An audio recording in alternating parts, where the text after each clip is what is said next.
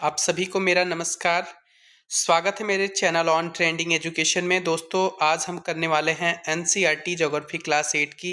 इसके पहले class 9th और क्लास 10th की एनसीईआरटी ज्योग्राफी की कंप्लीट एमसीक्यू डाल दिया गया है। जो भी नहीं वॉच किया प्लीज़ जाइए, आप लोग वॉच करिए, बहुत मज़ा आएगा। सारी कंटेंट आपको उसमें मिल जाएंगे। मुझे उम्मीद है यदि आप इस वीडियो को देख लेते हैं तो आपको एनसीईआरटी ज्योग्राफी की बुक पढ़ने में आपको बोरिंग नहीं लगेगा। यदि नहीं भी पढ़ते हैं तो आपको मैक्सिमम क्वेश्चन यहाँ से अटेम्प्ट हो जाएंगे। आपको इसकी थ्योरी क्लास की नोट्स चाहिए तो मेरे टेलीग्राम पे जाएंगे आप। टेलीग्राम पर जाकर के आपको टेलीग्राम पे आपको फाइल सेक्शन में जाइए, वहाँ पे सब की सब आपकी हैंड रिटन नोट्स पड़े हुए हैं, जाके वहाँ पे पढ़ सकते हैं। कोई भी क्वेश्चन इससे नहीं छूटेगा। जो भी भाई बहन चैनल पे नए हैं प्लीज़ चैनल को लाइक कर दें, एक चैनल को सब्सक्राइब कर लें, वीडियो को लाइक ज़रूर कर दें, जिससे मुझे एक मोटिवेशन मिलेगा कि लाइक मेरे लिए सबसे बड़ी संपत्ति है और मैं उसी चीज़ से खुश रहूँगा, क्योंकि मुझे केवल लाइक चाहिए कि आप लोगों को वीडियो पसंद आ रही है और मैं अच्छे कंटेंट को बनाता रहूँगा। तो चलिए आइए स्टार्ट करते हैं चैप्टर नंबर 1 से। चैप्टर नंबर 1 हमारे सामने है। चैप्टर नंबर 1 कहता है क्या कि पहला चैप्टर है आपका संसाधन। क्या है? संसाधन। जिसमें से पहला पॉइंट आपके सामने देखिए क्या है। कह रहा है कि कौन से दो महत्वपूर्ण कारक हैं जो पदार्थों का संसाधन में परिवर्तित कर सकते हैं? तो वो है आपके समय और प्रौद्योगिकी। ऑप्शन नंबर 1 सही आंसर है इसका। क्वेश्चन नंबर 2 के तरफ आते हैं। क्या कह रहा है क्वेश्चन नंबर 2 कि संसाधन को कितने रूपों में वर्गीकृत किया गया है? तो संसाधन को आप कितने रूपों में वर्गीकृत करेंगे? यदि आप थ्योरी नोट्स को पढ़ लेते हैं या थ्योरी वाली जो आपकी क्लासेस आई हैं उसको आप देख लेते हैं तो आपको कोई डाउट नहीं होगा इस क्वेश्चन में। तो आपको संसाधन को 3 रूपों में वर्गीकृत किया गया है। पहला है आपका प्राकृतिक, ठीक है, दूसरा है आपका मानव निर्मित और तीसरा है आपका मानव। ये 3 रूपों में वर्गीकृत किया गया संसाधन को। तो ऑप्शन नंबर 3 इसका सही जवाब मिलता है।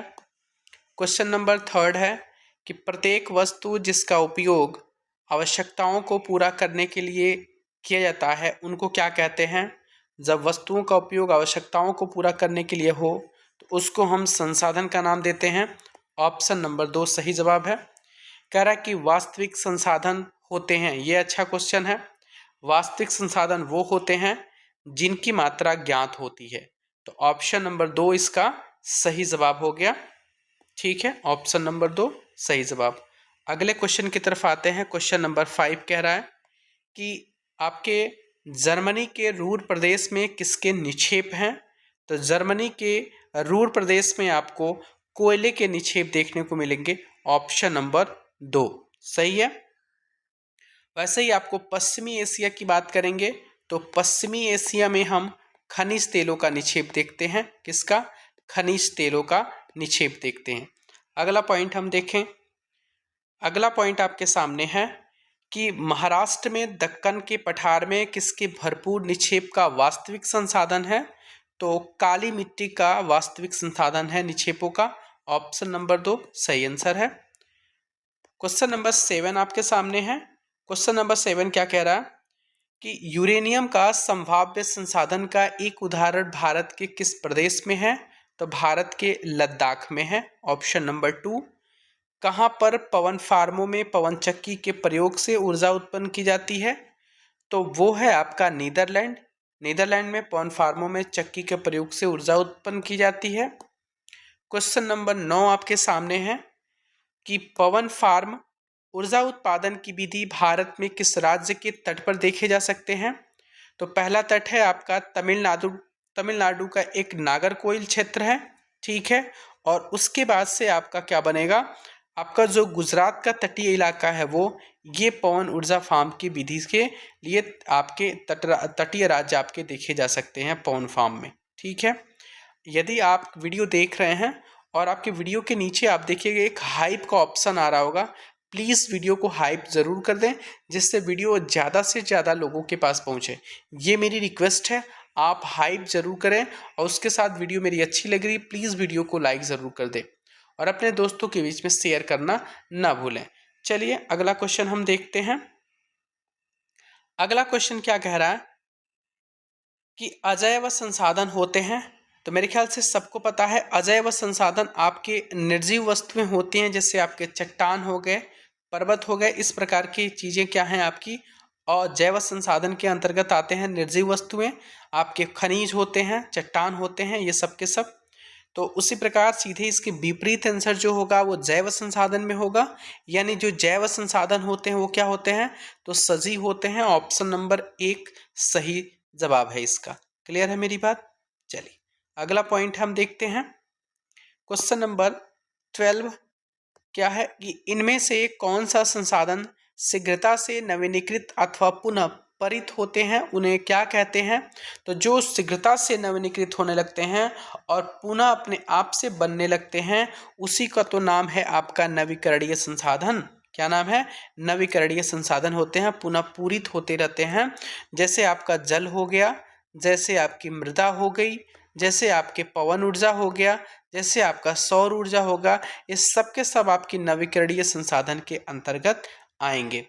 अगले क्वेश्चन की तरफ चलेंगे। क्वेश्चन नंबर 13 है कि निम्नलिखित में से किस प्रकार का भंडार सीमित होता है? तो वही बात, जब किसी भी चीज़ की पुनरावृत्ति नहीं होगी, यानी उनको बनाने में आपका ज़्यादा समय लग जाते हैं, तो उसी को हम अनवीकरणीय संसाधन का नाम देते हैं, जिनकी भंडार आपकी सीमित मात्रा में है। जैसे मान लीजिए कोयला एक सीमित मात्रा है कि नहीं है?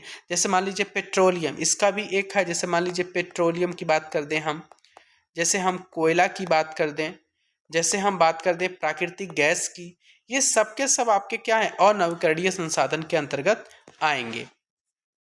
प्लीज़ आप लोग वीडियो को हाइप ज़रूर दें। हाइप से वीडियो बहुत लोगों के पास पहुंचेगी, इतना हेल्प तो आप सब लोग कर सकते हैं। चलिए क्वेश्चन नंबर 14 क्या कह रहा है? क्वेश्चन नंबर 14 कह रहा है कि निम्नलिखित में से किसको नवीनीकृत होने में ज़्यादा समय लगते हैं तो और हजारों वर्ष लग सकते हैं? तो मैंने अभी बताया वो है आपका अनवीकरणीय संसाधन। क्वेश्चन नंबर 15 है कि सतत पोषणीय विकास के कौन से सिद्धांत हैं? उसके सिद्धांत हम देखते हैं सतत पोषणीय में। वो क्या होंगे? पहली बात कि जीवन के सभी रूपों का आदर और देखभाल करेंगे, वो सतत पोषणीय होता है कि आप प्रेजेंट की चीज़ों को देखते हुए फ्यूचर की निगरानी के साथ साथ आप काम कर रहे हैं, वो आपका सतत पोषणीय कहलाता है। जैसे उसमें जीवन की गुणवत्ता को बढ़ाना भी होता है, बिल्कुल पहला ऑप्शन दूसरा ऑप्शन दोनों सही हो गया। और पृथ्वी की जीवन शक्ति, ये भी आपका इसमें अंतर्गत आएगा, इसलिए हम ऑप्शन नंबर आपका 4 की तरफ जाएंगे, ये आपका सही जवाब होगा। अगले की तरफ चलते हैं। अगला हमारा क्वेश्चन क्या कह रहा है? अगला क्वेश्चन कह रहा है कि निम्नलिखित में से कौन सा संसाधन को आपको क्या कह रहा है, ये निर्धारित नहीं करता है? तो वो कौन सा है? वो आपका मात्रा है। कौन? मात्रा आपका निर्धारित नहीं करता है कि संसाधन क्या है। क्लियर है? अगले की तरफ चलते हैं। अगला क्वेश्चन आपके सामने क्या कह रहा है कि निम्नलिखित में से कौन सा मानव निर्मित संसाधन है, इसमें बताना है। तो आपको देखने को मिलेगा जो कैंसर उपचार औषधियां हैं, ये आपकी क्या है, मानव निर्मित संसाधन है। अगले की तरफ कह रहा है कि जैव संसाधन होते हैं, तो जैव संसाधन आपके जीवित जंतुओं से उत्पन्न होते हैं। ऑप्शन नंबर सी आपका सही जवाब है। अगले की तरफ चलते हैं कि निम्नलिखित में से कौन स्थानिक नहीं है? स्थानिक का मतलब होता है जो केवल एक जगह स्पेशली प्रॉपर जगह स्पेसिफिक रूप से पाया जाए। तो आपको देखने को मिलेगा जल जो होता है वो सब जगह विद्यमान है, इसलिए जल आपका स्थानिक संसाधन नहीं है। अगले क्वेश्चन की तरफ बढ़ते हैं कि निम्न के निश्चित स्थान में पाए जाने वाले जो आपके संसाधन है उनको हम क्या कहते हैं? जो निश्चित स्थान पे पाए जाएंगे उनको ही तो हम स्थानिक बोलेंगे। ऑप्शन नंबर 4 इसका सही जवाब है। अगले की तरफ हम बढ़ते हैं। अगला कह रहा है कि प्रयोज्यता का क्या मतलब है? प्रयोज्यता का मतलब होता है उपयोगिता। क्या मतलब होता है? उपयोगिता। ऑप्शन नंबर 3 इसका सही आंसर है। कह रहा है कि निम्नलिखित में से कौन अनवीकरणीय संसाधन का उदाहरण नहीं है? तो मैंने बोला अनवीकरणीय होगा। अनवीकरणीय का मतलब कि ये संसाधन का उदाहरण नहीं है, यानी पेट्रोलियम तो है, आपका प्राकृतिक गैस भी, ये भी खत्म होने वाला है, गैस भी खत्म होने वाला है, यानी जो 1 होता है ना, ये अनवीकरणीय संसाधन के अंतर्गत नहीं होते हैं। ठीक है, चलिए अगला क्वेश्चन आपके सामने है। कह रहा है कि अगला क्वेश्चन कह रहा है कि जो ये आपके प्राकृतिक संसाधनों का वर्गीकरण है वो किस आधार पर किया जाता है। तो प्राकृतिक संसाधनों का वर्गीकरण उसके प्रयोग स्तर के आधार पर किया जाएगा, उसके विकास के आधार पर किया जाएगा, उसके उद्गम और भंडार के वितरण के भी आधार पर किया जाएगा। इसलिए इसका जो सही जवाब है वो उपरोक्त सभी है। ऑप्शन नंबर 4 इसका सही आंसर है। अगले की तरफ बढ़ते हैं हम। पृथ्वी पर संसाधन और समान रूप से वितरित होते हैं, क्यों? क्योंकि उनकी विभिन्न प्राकृतिक परिस्थितियां होती हैं, उनके उद्योग के स्तर अलग अलग होते हैं, विकास का स्तर होता है। इसलिए हम ऑप्शन नंबर 4 की तरफ हम जाएंगे।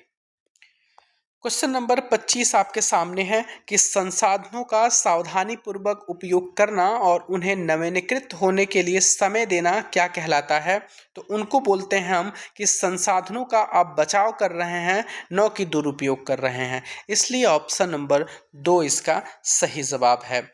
निम्नलिखित में से कहां पर पेट्रोलियम वास्तविक संसाधनों का एक उदाहरण है। तो आप पश्चिम एशिया की तरफ बढ़ेंगे तो पश्चिम एशिया आपका क्या है, प्राकृतिक वास्तविक संसाधनों का एक, पेट्रोलियम वास्तविक संसाधनों का एक उदाहरण है। सही जवाब आपका 2 है। ठीक है, इसके साथ ही चैप्टर नंबर 1 इतने क्वेश्चन के साथ समाप्त होता है। काफ़ी छोटा चैप्टर था, इससे कोई भी क्वेश्चन आपको मेरे ख्याल से नहीं आएंगे। आप जा करके पूरी बुक को छान लीजिए, पूरी बुक देख लीजिए, आपको कोई भी क्वेश्चन इसके बाहर नहीं आने वाला है। ठीक है, मैंने काफ़ी ज़्यादा आपको क्वेश्चन करा दिया है। इतने पॉइंट तो मैंने खोज के एक जड़ तक गया है, इसमें कोई भी पॉइंट ना छूट पाए। तो प्लीज़ वीडियो को लाइक ज़रूर कर दें। जो भी चैनल पे पहले हैं चैनल को सब्सक्राइब कर लें। अब इसी के साथ आते हैं हम चैप्टर नंबर 2 की तरफ। चैप्टर नंबर 2 आपका कहता है भूमि, जल, प्राकृतिक वनस्पति और जीवन संसाधन। ये एक्चुअली 2 बार हो गया है, इनको थोड़ा सा ध्यान देने की वो नहीं है, इसको ध्यान दीजिए, इसको हटा दीजिए। ठीक है, आइए भूमि, भूमि जल, प्राकृतिक वनस्पति और जीवन संसाधन, इससे जो भी संबंधित होंगे इस चैप्टर से बनने वाले प्रश्न, मैंने सभी प्रश्नों को इसमें समाहित किया है। चलिए देखते हैं क्वेश्चन नंबर 1 से। क्वेश्चन नंबर 1 कह रहा है कि कौन सा मृदा निर्माण का कारक नहीं है। तो इस ऑप्शन में जो मृदा का गठन है वो मृदा निर्माण का कारक नहीं है। ये आपके चैप्टर की जो एक्सरसाइज के पीछे वाले जो एमसीक्यू होते हैं मैंने उसको भी इंक्लूड किया है, उसी का ये क्वेश्चन है। ये 2-3 क्वेश्चन उसमें थे। अगला पॉइंट है कि कौन सी विधि तीव्र ढालों पर मृदा अपरदन को रोकने के लिए सर्वाधिक उपयुक्त है। तो इसमें आपको वेदिका कृषि होती है, इसमें मृदा ढलानों पर मृदा अपरदन को रोकने के लिए प्रयुक्त विधि होती है ये। अगला क्वेश्चन की तरफ पढ़ेंगे कि भारत का सबसे अत्यधिक आबादी वाला प्रदेश है। तो भारत का सबसे अत्यधिक आबादी वाला जो प्रदेश होता है वो गंगा ब्रह्मपुत्रा का मैदान है, ये उपजाऊ क्षेत्र होता है, यहीं पर जनसंख्या सबसे ज़्यादा निवास करती है। तटीय क्षेत्रों में पवन गति रोकने के लिए क्या किए जाते हैं ये बताइए। पवन गति को रोकने के लिए तटीय क्षेत्रों में, जैसे तमिलनाडु का इलाका, केरला का इलाका, इस प्रकार की चीज़ों को वहाँ पे पवन गति को रोकना है तो वृक्षों को कतार में लगाना शुरू करते हैं, यानी वृक्षों को कतार में लगाए जाते हैं। ऑप्शन नंबर 3 इसका सही आंसर है। अगला क्वेश्चन आपके सामने है कि वैश्विक नेटवर्क के द्वारा जुड़े रक्षित क्षेत्र की श्रृंखला है जिसे संरक्षण और विकास के बीच संबंध को प्रदर्शित करने के इरादे से बनाया गया है, तो उसको हम बोलते हैं जैव मंडल निचय। ऑप्शन नंबर 2 सही आंसर है। कह रहा क्वेश्चन कि तंजानिया किसका हिस्सा है। तो मेरे ख्याल से सबको पता है तंजानिया आपका किसका हिस्सा है, तो अफ्रीका का हिस्सा है। सही जवाब है। चलिए अगला क्वेश्चन हम देखते हैं।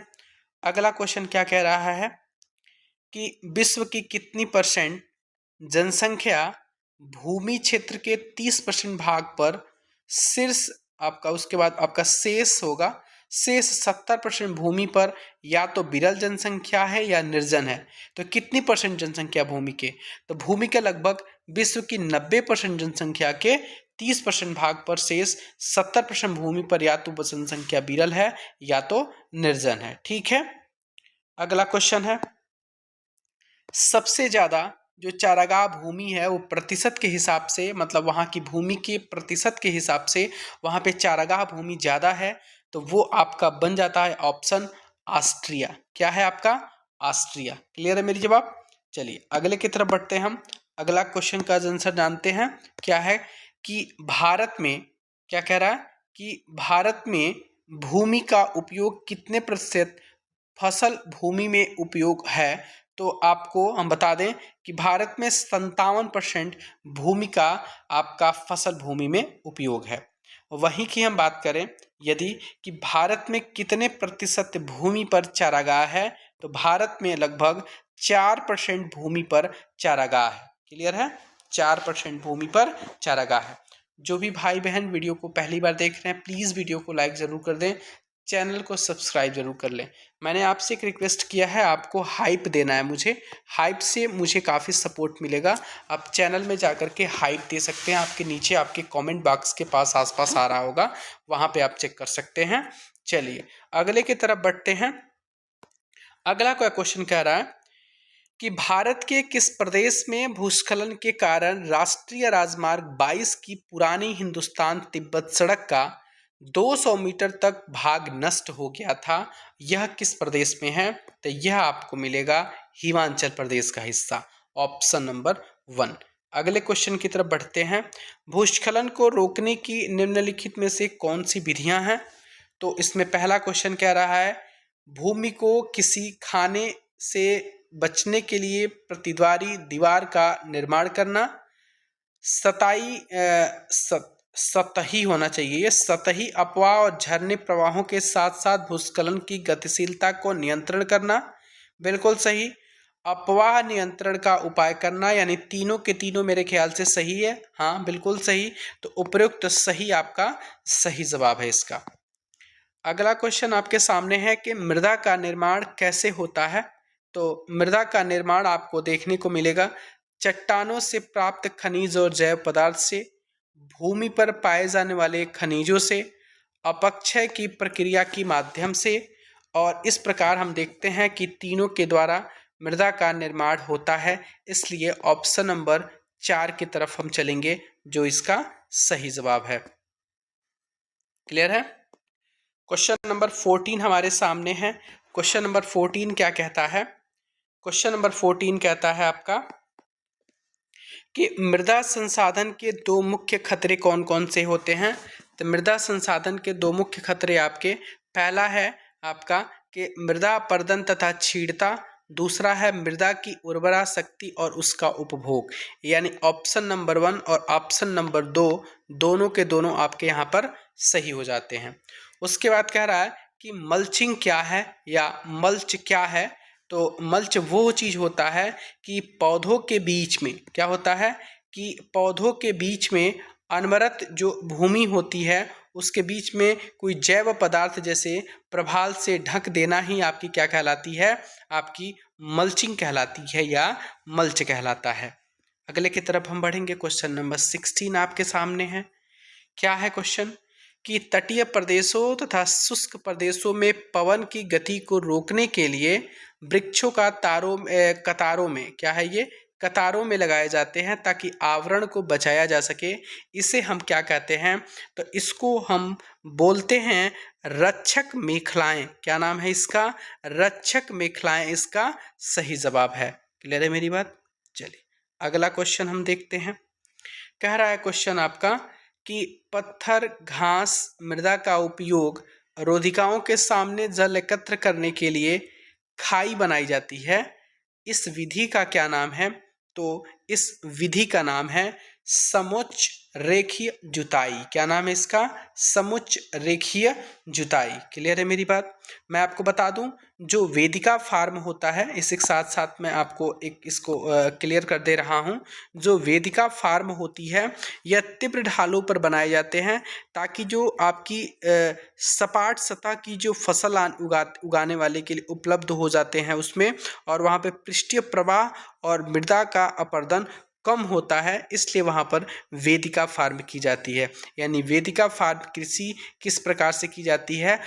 पर्वतीय इलाकों में, जहाँ पर आपका तीव्र ढाल पर ये चीज़ें बना करके उनको सपाट सतह को फसल उगाने के लिए यहाँ पर उपलब्ध कराया जाता है। अगले क्वेश्चन की तरफ हम बढ़ते हैं। अगला क्या क्वेश्चन कह रहा है? महासागर पृथ्वी का कितना भाग ढका हुआ है? तो महासागर पृथ्वी का कितना भाग ढका हुआ है?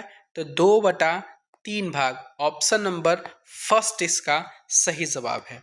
ठीक है, अगले क्वेश्चन की तरफ चलते हैं, जो बहुत ही महत्वपूर्ण है, जो आपके एग्जाम में आने की प्रबल संभावना है। क्या क्वेश्चन कर रहा है कि जल बाजार भारत में कहाँ लगता है? तो जल बाजार भारत में आपको देखने को मिलेगा सौराष्ट्र में। कहाँ मिलेगा? सौराष्ट्र में। क्लियर है मेरी बात?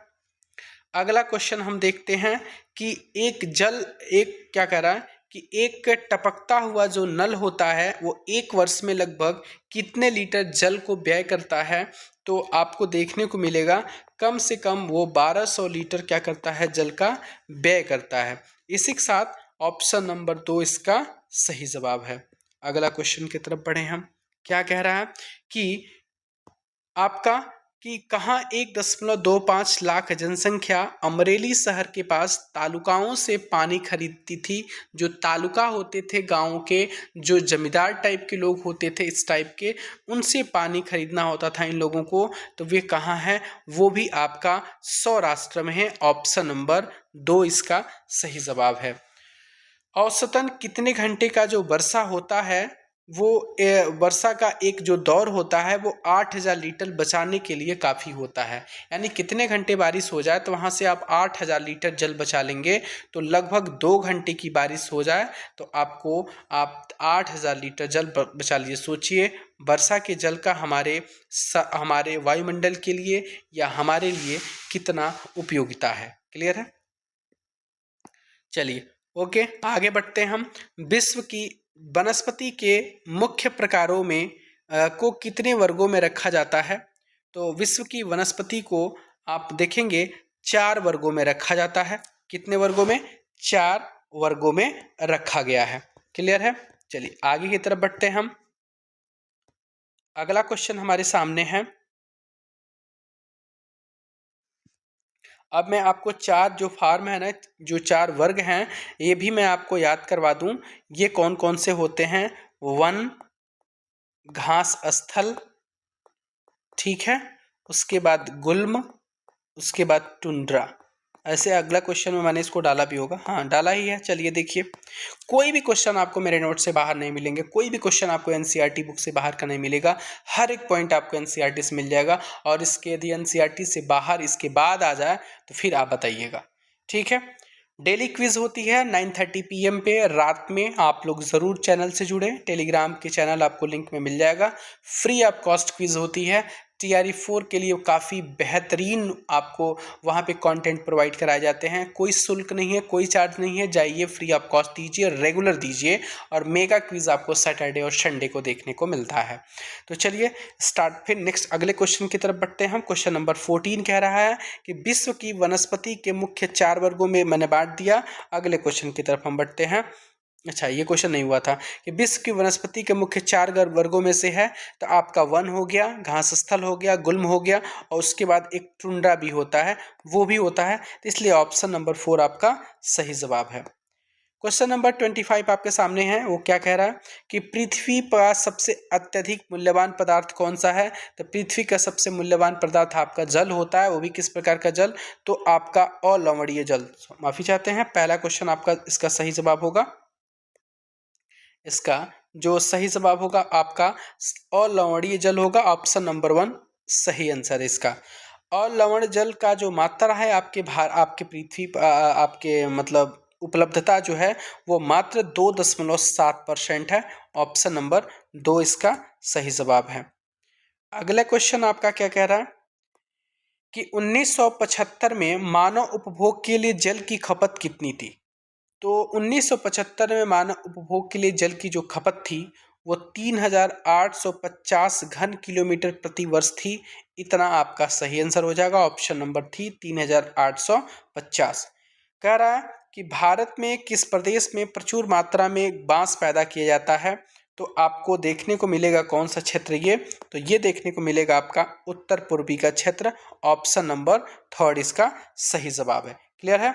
अगले क्वेश्चन की तरफ हम बढ़ेंगे। अगला क्वेश्चन क्या कह रहा है कि इनमें से किसको हम अपमार्जक मानते हैं, तो हम अपमार्जक मानते हैं किसको, तो गिद्ध को। किसको मानते हैं, गिद्ध को। ऑप्शन नंबर थर्ड इसका सही जवाब हो जाएगा।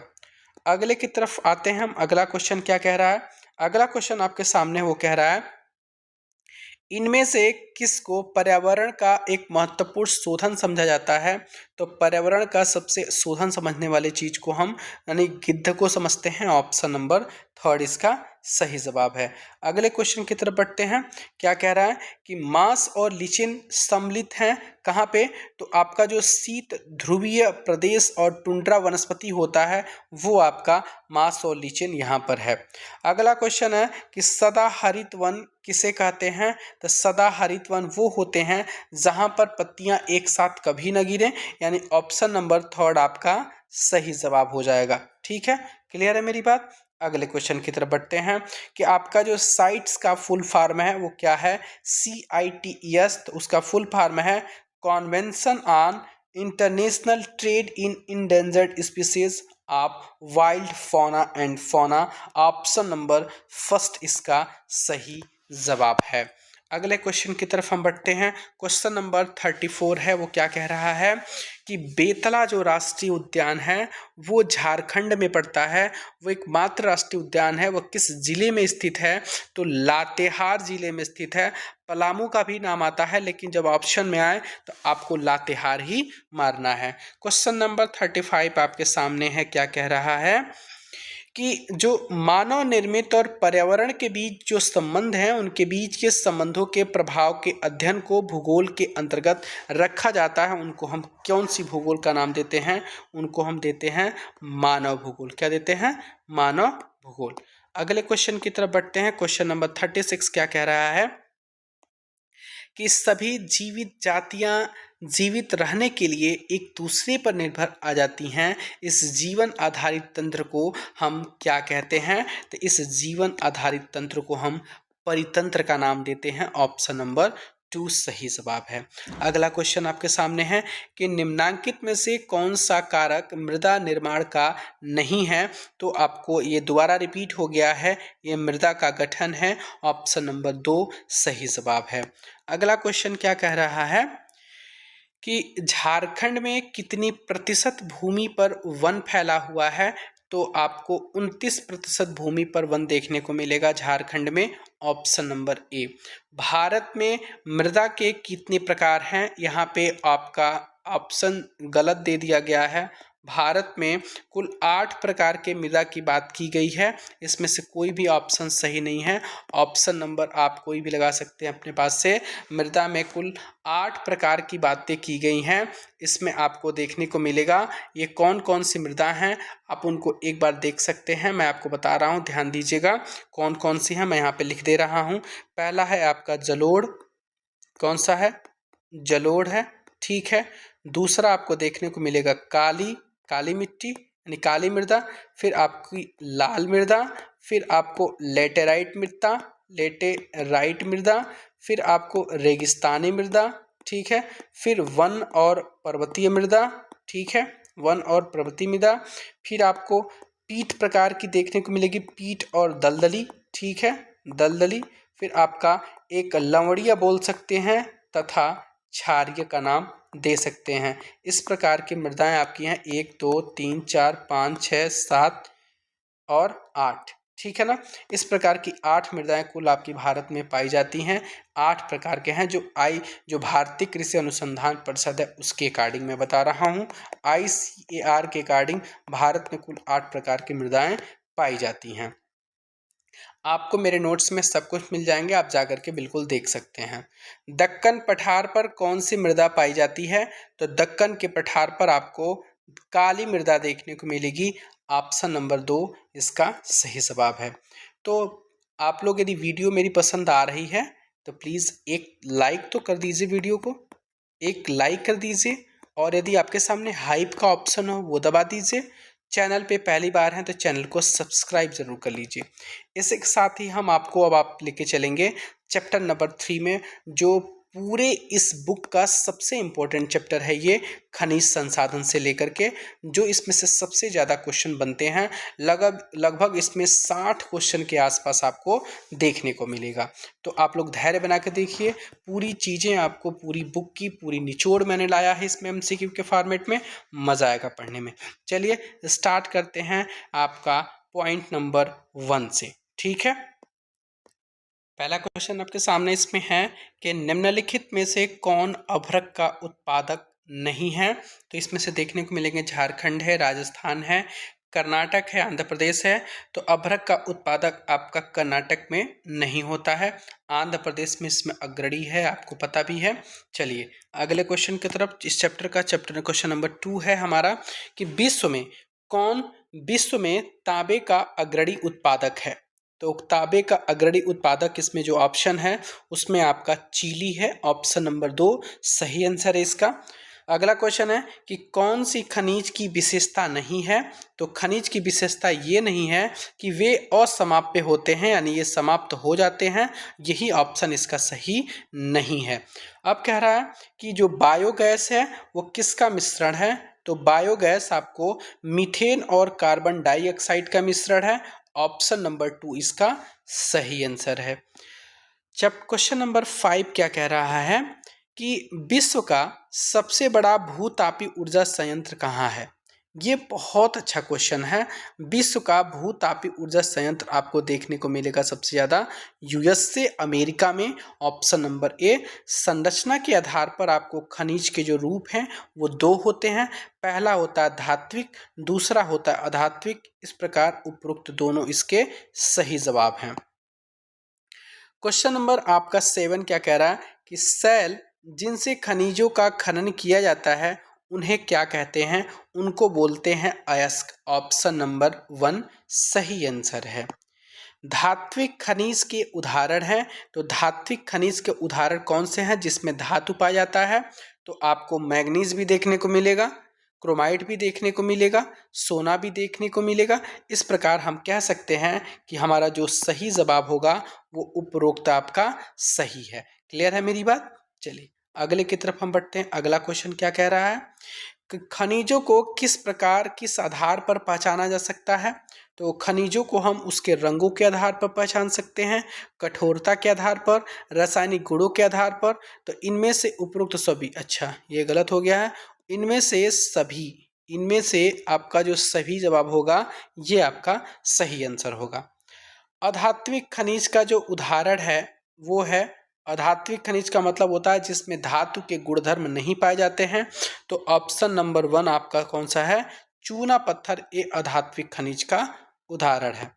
मेरी वीडियो आप लोगों को कैसी लग रही है, कमेंट सेक्शन में आप लोग अपनी राय ज़रूर देंगे, अपना एक फीडबैक ज़रूर देंगे। सर मुझे कैसा लग रहा है, क्या किस चीज़ का रिक्वायरमेंट है, आप लोग ज़रूर बताएंगे। अगला हम देखेंगे क्वेश्चन नंबर हम 11 की तरफ हम बढ़ेंगे। अगला है आपका कि जो खनिज कम गहराई में स्थित है, कह रहा है कि प्रस्थि स्तर को हटाकर निकल जाते हैं, उसे उस खनिज का क्या नाम देते हैं। उसको हम बोलते हैं विपरीत खनिज। क्या नाम देते हैं, विपरीत खनिज। देखिए कितना डीपली क्वेश्चन है, इसको जवाब दिया गया है। जो खनिज कम गहराई में स्थित होते हैं, प्रस्थि आपका जो स्तर होता है उसको हटा करके उसके निक्षेप उसको निकाल के वो खनिज मतलब निकाले जाते हैं, उस खनिज का नाम है विपरीत खनिज। क्या नाम है, विपरीत खनिज। क्लियर है मेरी बात। अगले क्वेश्चन की तरफ हम बढ़ते हैं। क्वेश्चन क्या कह रहा है कि सतह के निकट स्थित खनिजों को जिस प्रक्रिया के द्वारा आसानी से खोजकर निकाला जाता है उसको क्या कहते हैं। तो उसका नाम है भैया आखनन। क्या नाम है, आखनन, ऑप्शन नंबर 2। अगला क्वेश्चन है आपका कि आग्नेय, ध्यान दीजिएगा कि आग्नेय तथा कायांतरित सेल समूह जिसे विशाल पत्थरों का निर्माण होता है उसमें किस प्रकार के खनिज पाए जाते हैं। तो उसमें आपके पाए जाते हैं आपके किस प्रकार के खनिज, अधात्विक की धात्विक खनिज, आप बताइए। तो उसमें आपके पाए जाएंगे अधात्विक खनिज। कौन से पाए जाएंगे, एक मिनट, डाउटफुल है क्वेश्चन ये, एक सेकंड। ठीक है, धात्विक खनिज है ये। ऑप्शन नंबर 2 इसका सही जवाब है धात्विक खनिज। क्लियर है मेरी बात? चलिए, कह रहा है कि आग्नेय और कायांतरित सेल में पाए जाने वाले जो खनिज होते हैं जहां पर लौह अयस्कों का निक्षेप पाया जाता है, तो लौह अयस्कों का निक्षेप कहाँ पाया जाएगा इसमें आपको देखने को मिलेगा। उसका सही जो आंसर होगा वो क्या होगा, आपको लौह अयस्क का खनिज देखने को मिलेगा उत्तरी स्वीडन है। क्या है? उत्तरी स्वीडन। ऑप्शन नंबर 1 इसका सही जवाब होगा। अब इसी के साथ साथ इसी कायांतरित आग्नेय शैलों में आपके जो खनिज है जैसे तांबा और निखिल की बात हो जा रही है, जिसको निखिल का नाम नहीं देते हैं, इसका हम निकेल बोलते हैं। इसको क्या बोलते हैं? निकेल के अवक्षेप पाए जाते हैं। वे कौन से हैं? तो निकेल के अवक्षेप और तांबा के जो होंगे वो ओंटारियो में होते हैं। जो आपका ऑप्शन कौन सा सही होगा आपका?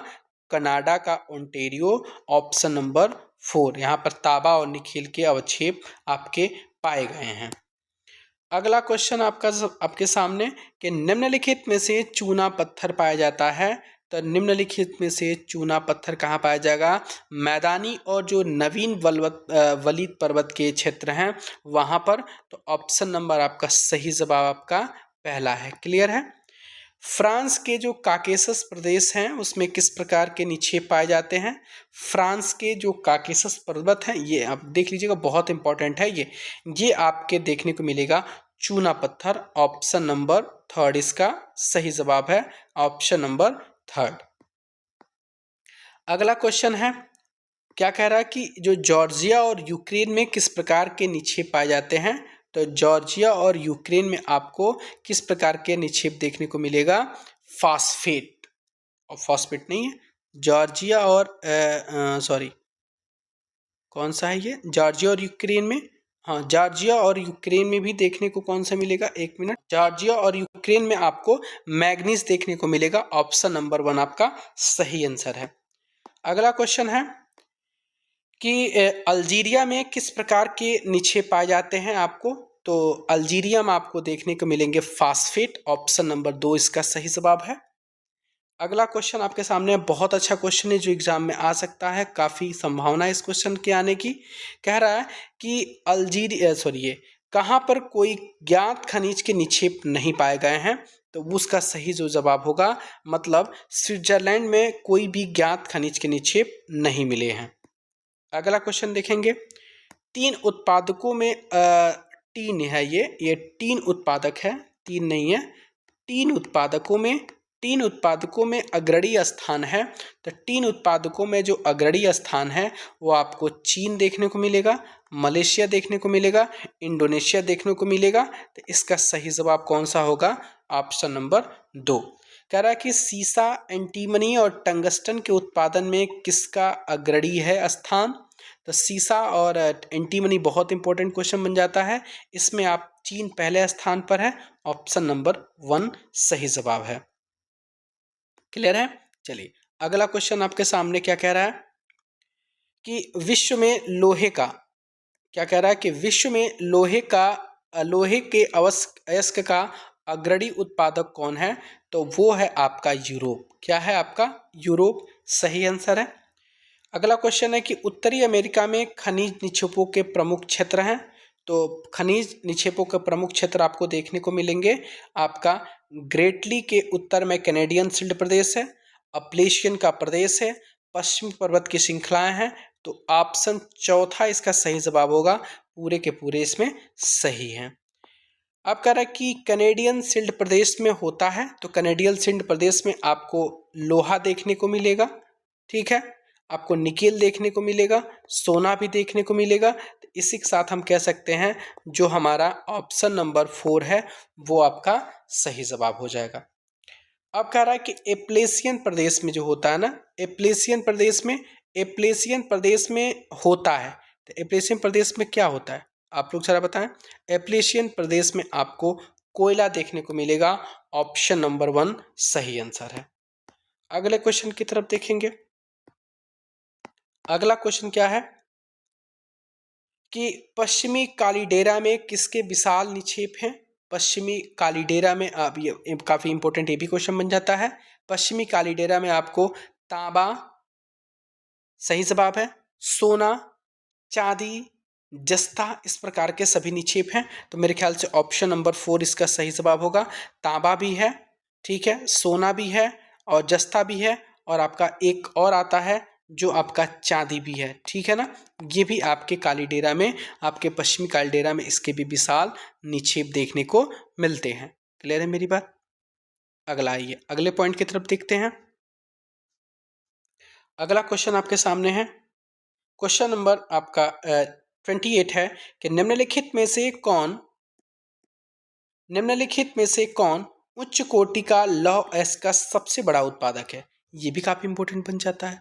जो उच्च कोटि की लोहे की बात करेगा तो वहां पर आपको ब्राजील देखने को मिलेगा। ऑप्शन नंबर 1 आपका सही आंसर है। ऑप्शन नंबर 1 ब्राजील विश्व में उच्च कोटि का लौह अयस्क का सबसे बड़ा उत्पादक है। तांबे का अग्रणी उत्पादक की हम बात करेंगे तो तांबे में आपको चिली भी है, पेरू भी है, ठीक है ना। चिली है, पेरू है, और भी आपको देखने को मिलेगा। उपरोक्त दोनों इसका सही जवाब हो जाएगा। Option number 2। दक्षिण अफ्रीका के पास किसके विशाल निक्षेप है भैया। तो दक्षिण अफ्रीका के पास आपको सोना, चांदी, जस्ता, क्रोमियम के, हीरा और एस्बेस्टल के, ये सभी के सभी आपके जवाब सही हैं। ये सभी के सभी दक्षिण अफ्रीका के पास इन सब के विशाल निक्षेप हैं, ठीक है ना। खनिज तेल के उत्पादकों में से है, तो खनिज तेल के उत्पादकों में से एक कौन है। तो आपको वेनेजुएला में देखने को खनिज तेल मिलेगा ही, अर्जेंटीना में देखने को मिलेगा ही, पेरू कोलंबिया में देखने को मिलेगा ही। इसी के साथ हम बोल सकते हैं जो आपका सही जवाब है आपका उपरोक्त सही, इसका सही आंसर हो जाएगा। अगले क्वेश्चन की तरफ बढ़ते हैं। क्या क्वेश्चन कह रहा है कि निम्नलिखित में से कौन खनिज संसाधनों में सबसे धनी है। तो आप देख करके नाम सुनेंगे, खनिज संसाधनों में सबसे धनी आपका अफ्रीका है। ऑप्शन नंबर 3 कह रहा है कि हीरा, सोना और प्लेटिनम का विश्व में कौन सा सबसे बड़ा उत्पादक है। हीरा, सोना और प्लेटिनम का विश्व में सबसे बड़ा उत्पादक आपका कौन है। तो अफ्रीका ही होना चाहिए मेरे ख्याल से। कौन है आपका, अफ्रीका ही आपका सही आंसर है। इसमें ऑप्शन नंबर 1 इसका सही जवाब है। क्लियर है मेरी बात। अगले की तरफ बढ़ते हैं हम। अगला क्वेश्चन आपका 35 नंबर है कि ये तो जवाब सबको पता होगा कि बॉक्साइट का सबसे बड़ा उत्पादक है। तो बॉक्साइट का सबसे बड़ा उत्पादक आपका ऑस्ट्रेलिया है। ऑप्शन नंबर 3 इसका सही जवाब है। क्लियर है मेरी बात। चलिए, अब कह रहा है कि जो पश्चिमी ऑस्ट्रेलिया का जो कलगुरली है और कुलगर्डी की खान है वो किस लिए प्रसिद्ध है। तो ये आपका किस लिए प्रसिद्ध है, कोयला के लिए, कि सोना के लिए, कि पेट्रोलियम के लिए, कि हीरा के लिए। तो इसका जो सही जवाब आपको देखने को मिलेगा वो है आपका कुलगर्डे में सोने की खान के लिए काफी इंपॉर्टेंट है ये। ऑप्शन नंबर 2 सही जवाब है। क्लियर है। विश्व की प्राचीनतम जो शैली है, जो शैलें हैं ना, सैल ये वाली शैली नहीं, ये जो शैल की बात करें, शैलें हैं, प्राचीनतम शैलें हैं।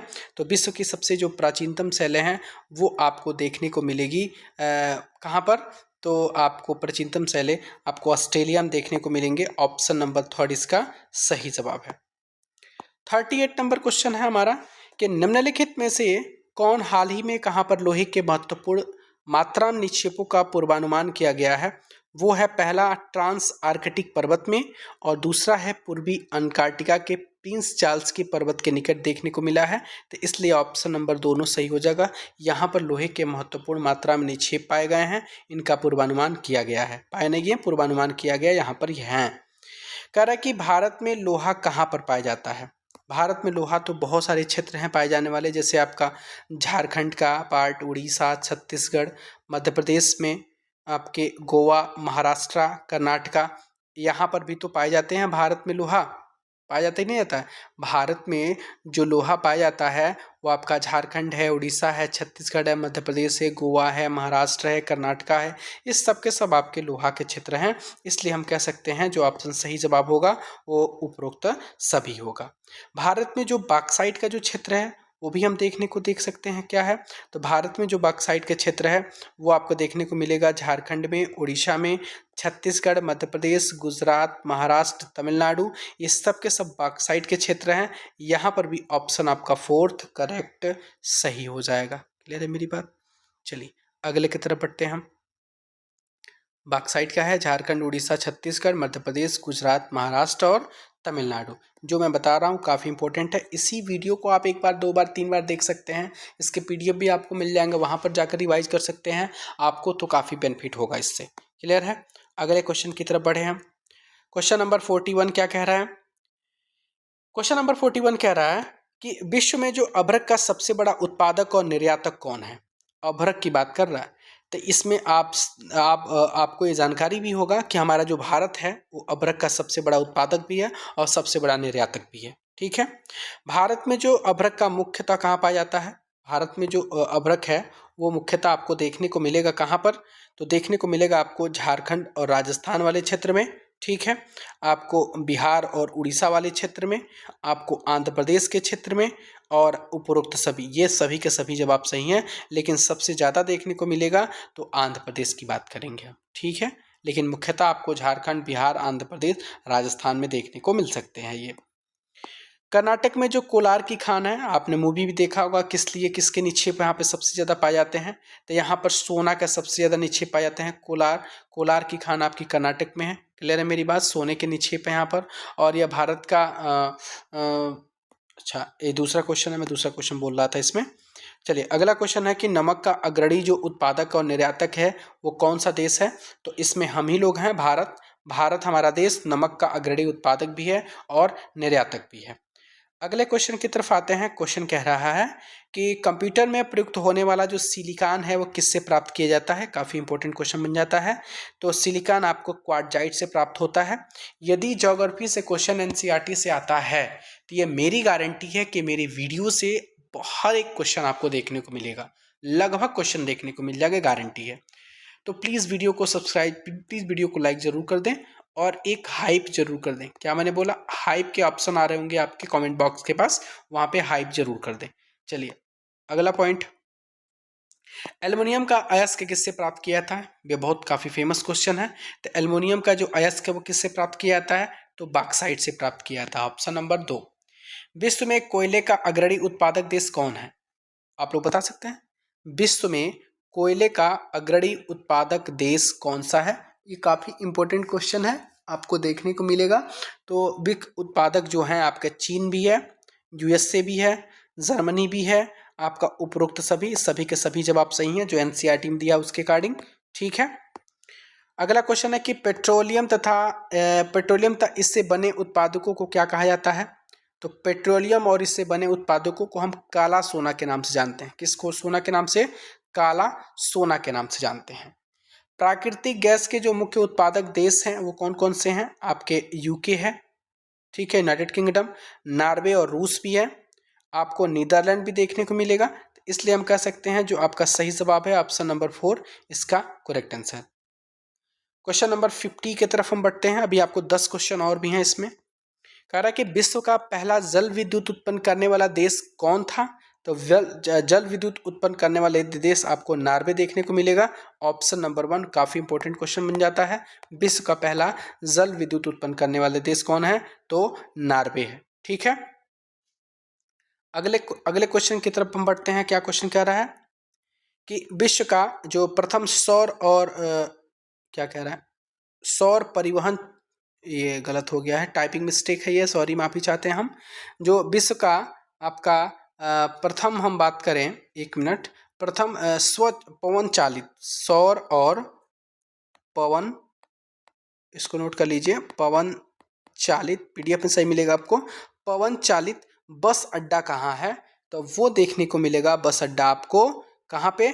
स्कॉटलैंड में। ऑप्शन नंबर 1 सही जवाब है। अगला क्वेश्चन कह रहा है कि विश्व की ऊर्जा का कितना हिस्सा जल विद्युत से उत्पन्न किया जाता है? तो वो है आपका 1/4। ऑप्शन नंबर 2 सही जवाब है इसका। अगला क्वेश्चन आपके सामने है। अगला क्वेश्चन क्या कह रहा है कि भारत में महत्वपूर्ण जल विद्युत केंद्र हैं, इनको देखेंगे, बहुत ज़्यादा इंपॉर्टेंट है। तो भाखड़ा नांगल परियोजना भी आपका है, गांधी सागर है, नागार्जुन सागर और दामोदर घाटी है। इसलिए हम ऑप्शन नंबर 4 की तरफ चलेंगे। ऑप्शन नंबर 4 सही जवाब है इसका। विश्व का पहला ज्वारी ऊर्जा स्टेशन कहाँ बनाया गया है? तो विश्व का पहला ज्वारी स्टेशन आपको देखने को मिलेगा, इंपॉर्टेंट पॉइंट है ये। तो ज्वारी स्टेशन आपको देखने को मिलेगा कहाँ पर? पहला ज्वारी स्टेशन कहाँ देखने को मिलेगा? फ्रांस में। कहाँ पे? फ्रांस में। ऑप्शन नंबर 1 आपका सही जवाब है। ऑप्शन नंबर 1 सही जवाब है इसका। विश्व का सबसे बड़ा भूतापीय ऊर्जा का संयंत्र आपको अमेरिका में देखने को मिलेगा। क्वेश्चन रिपीट हो गया है ये। परमाणु ऊर्जा का सबसे बड़ा उत्पादक कौन है? तो ये भी आपको संयुक्त राज्य अमेरिका है। ऑप्शन नंबर 1 सही जवाब है। ठीक है, संयुक्त राज्य अमेरिका और यूरोप दोनों हैं, इसलिए आपका जो करेक्ट आंसर होगा ना, वो करेक्ट आंसर होगा आपका क्वेश्चन नंबर 3, यानी ये भी सही है और ये भी सही है, इसलिए उपरोक्त दोनों सही है। यानी परमाणु ऊर्जा का सबसे बड़ा उत्पादक आपका संयुक्त राज्य अमेरिका और यूरोप दोनों है। अगला क्वेश्चन आपका है बहुत इंपॉर्टेंट कि जो थोरियम का विशाल मात्रा है भारत में कहाँ पाया जाता है? तो थोरियम पाया जाता है आपको केरल के जो मोनोजाइट बालू है ना वहाँ पर। ऑप्शन नंबर 1 सही जवाब है।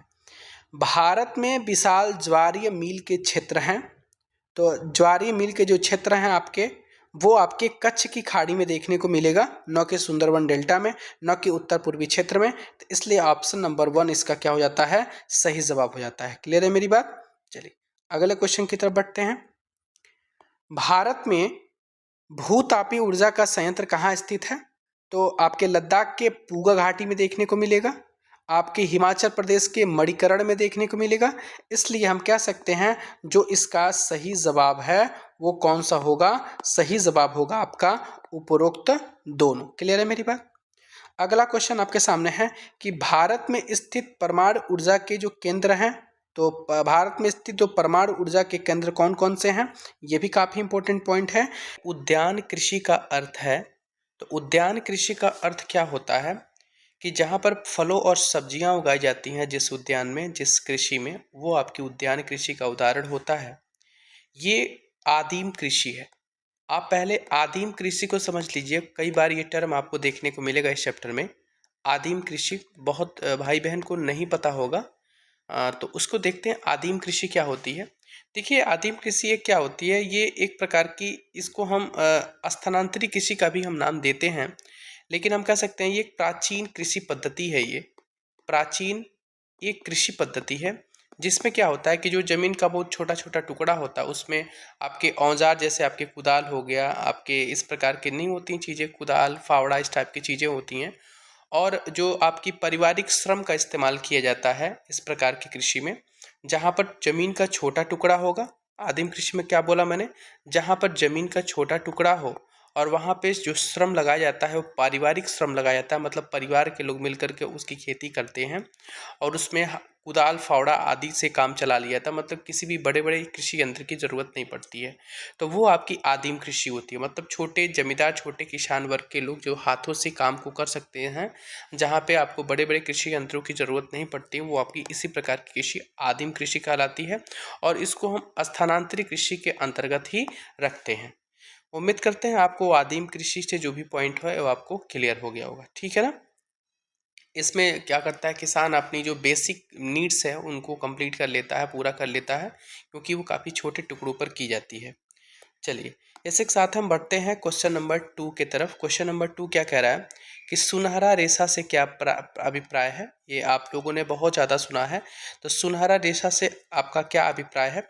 तो आपका जो पटसन होता है ना, उसको हम सुनहरा रेशा का नाम देते हैं। पटसन का मतलब होता है जूट, इसी का नाम एक और है जूट, जो आपको देखने को मिलेगा पश्चिम बंगाल में ये सबसे ज़्यादा होता है, क्योंकि आजकल तो इसकी काफ़ी कम हो गया। वैसे गांव में भी आप देखते हैं कि जो पर्सन जूट निकाला जाता है, लोग करते थे, लेकिन सबसे ज़्यादा इसका उत्पादन पश्चिम बंगाल में होता है। क्लियर है मेरी बात?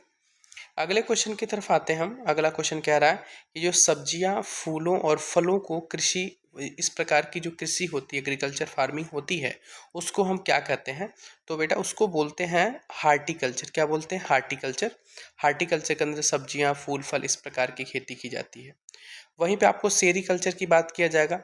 तो सेरीकल्चर में किसका? तो रेशम का उत्पादन होता है। मेरे ख्याल से सबको पता है ये छोटी चीज़ है, बहुत मतलब काफ़ी इंपॉर्टेंट है ये। इसमें आपको रेशम का उत्पादन देखने को मिलेगा।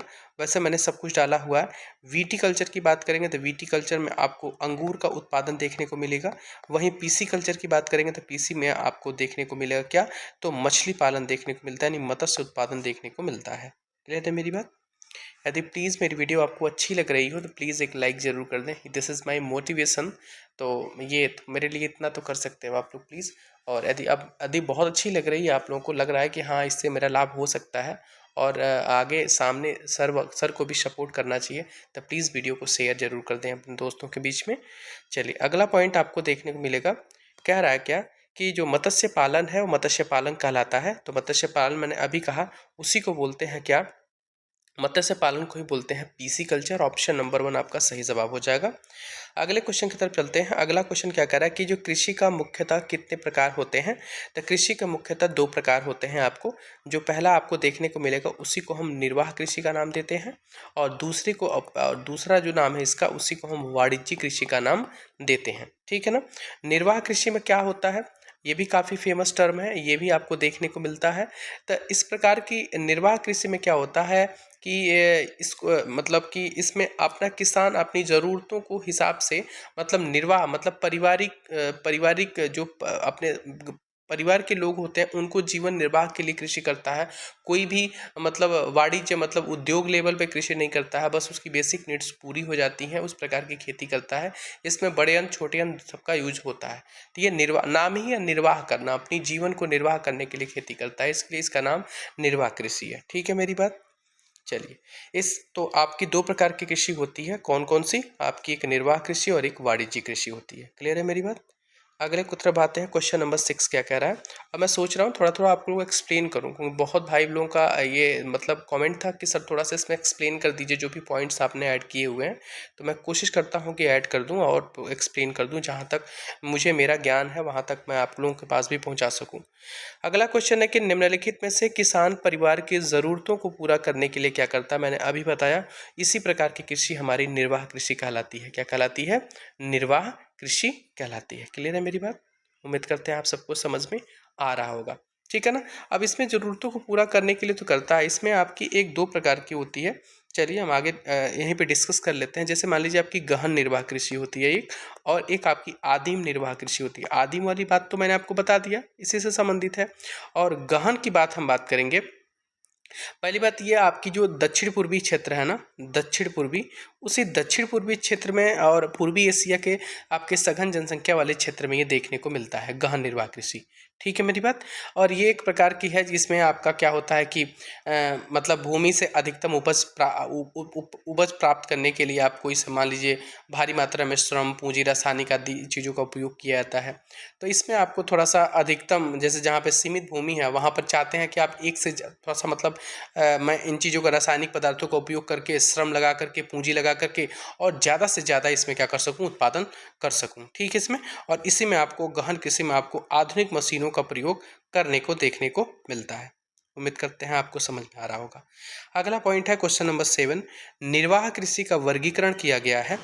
तो निर्वाह कृषि का वर्गीकरण आपका 2 प्रकार से, मैंने भी बताया था, आपको एक्सप्लेन किया था। तो निर्वाह कृषि 2 प्रकार से है। एक पहला है आपका गहन निर्वाह कृषि और दूसरा है आदिम निर्वाह कृषि। इन दोनों के बारे में मैंने आपको बता दिया है।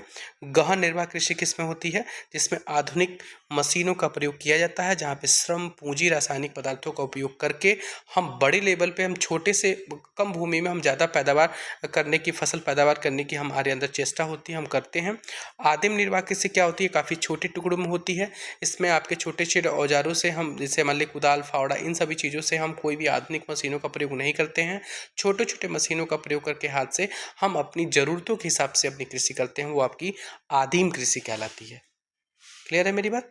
यदि आपको वीडियो पसंद आ रही हो प्लीज़ हाँ एक जरूर करिएगा, आप लोग कमेंट करिए। कमेंट के ऊपर आपको एक हाइप का ऑप्शन देखने को मिल रहा होगा, HYPE, हाइप। हाइप कर देंगे ना तो आप क्वेश्चन, ये मेरा जो वीडियो है ना वो इसको रिच बहुत मिलेगा, मतलब एक से ज़्यादा लोग के पास पहुँचेगा वीडियो। ठीक है। अगला क्वेश्चन हम देखते हैं कि इनमें से किस प्रकार की कृषि दक्षिण पूर्वी और पूर्वी एशिया के सघन जनसंख्या वाले मानसूनी प्रदेशों में प्रचलित है।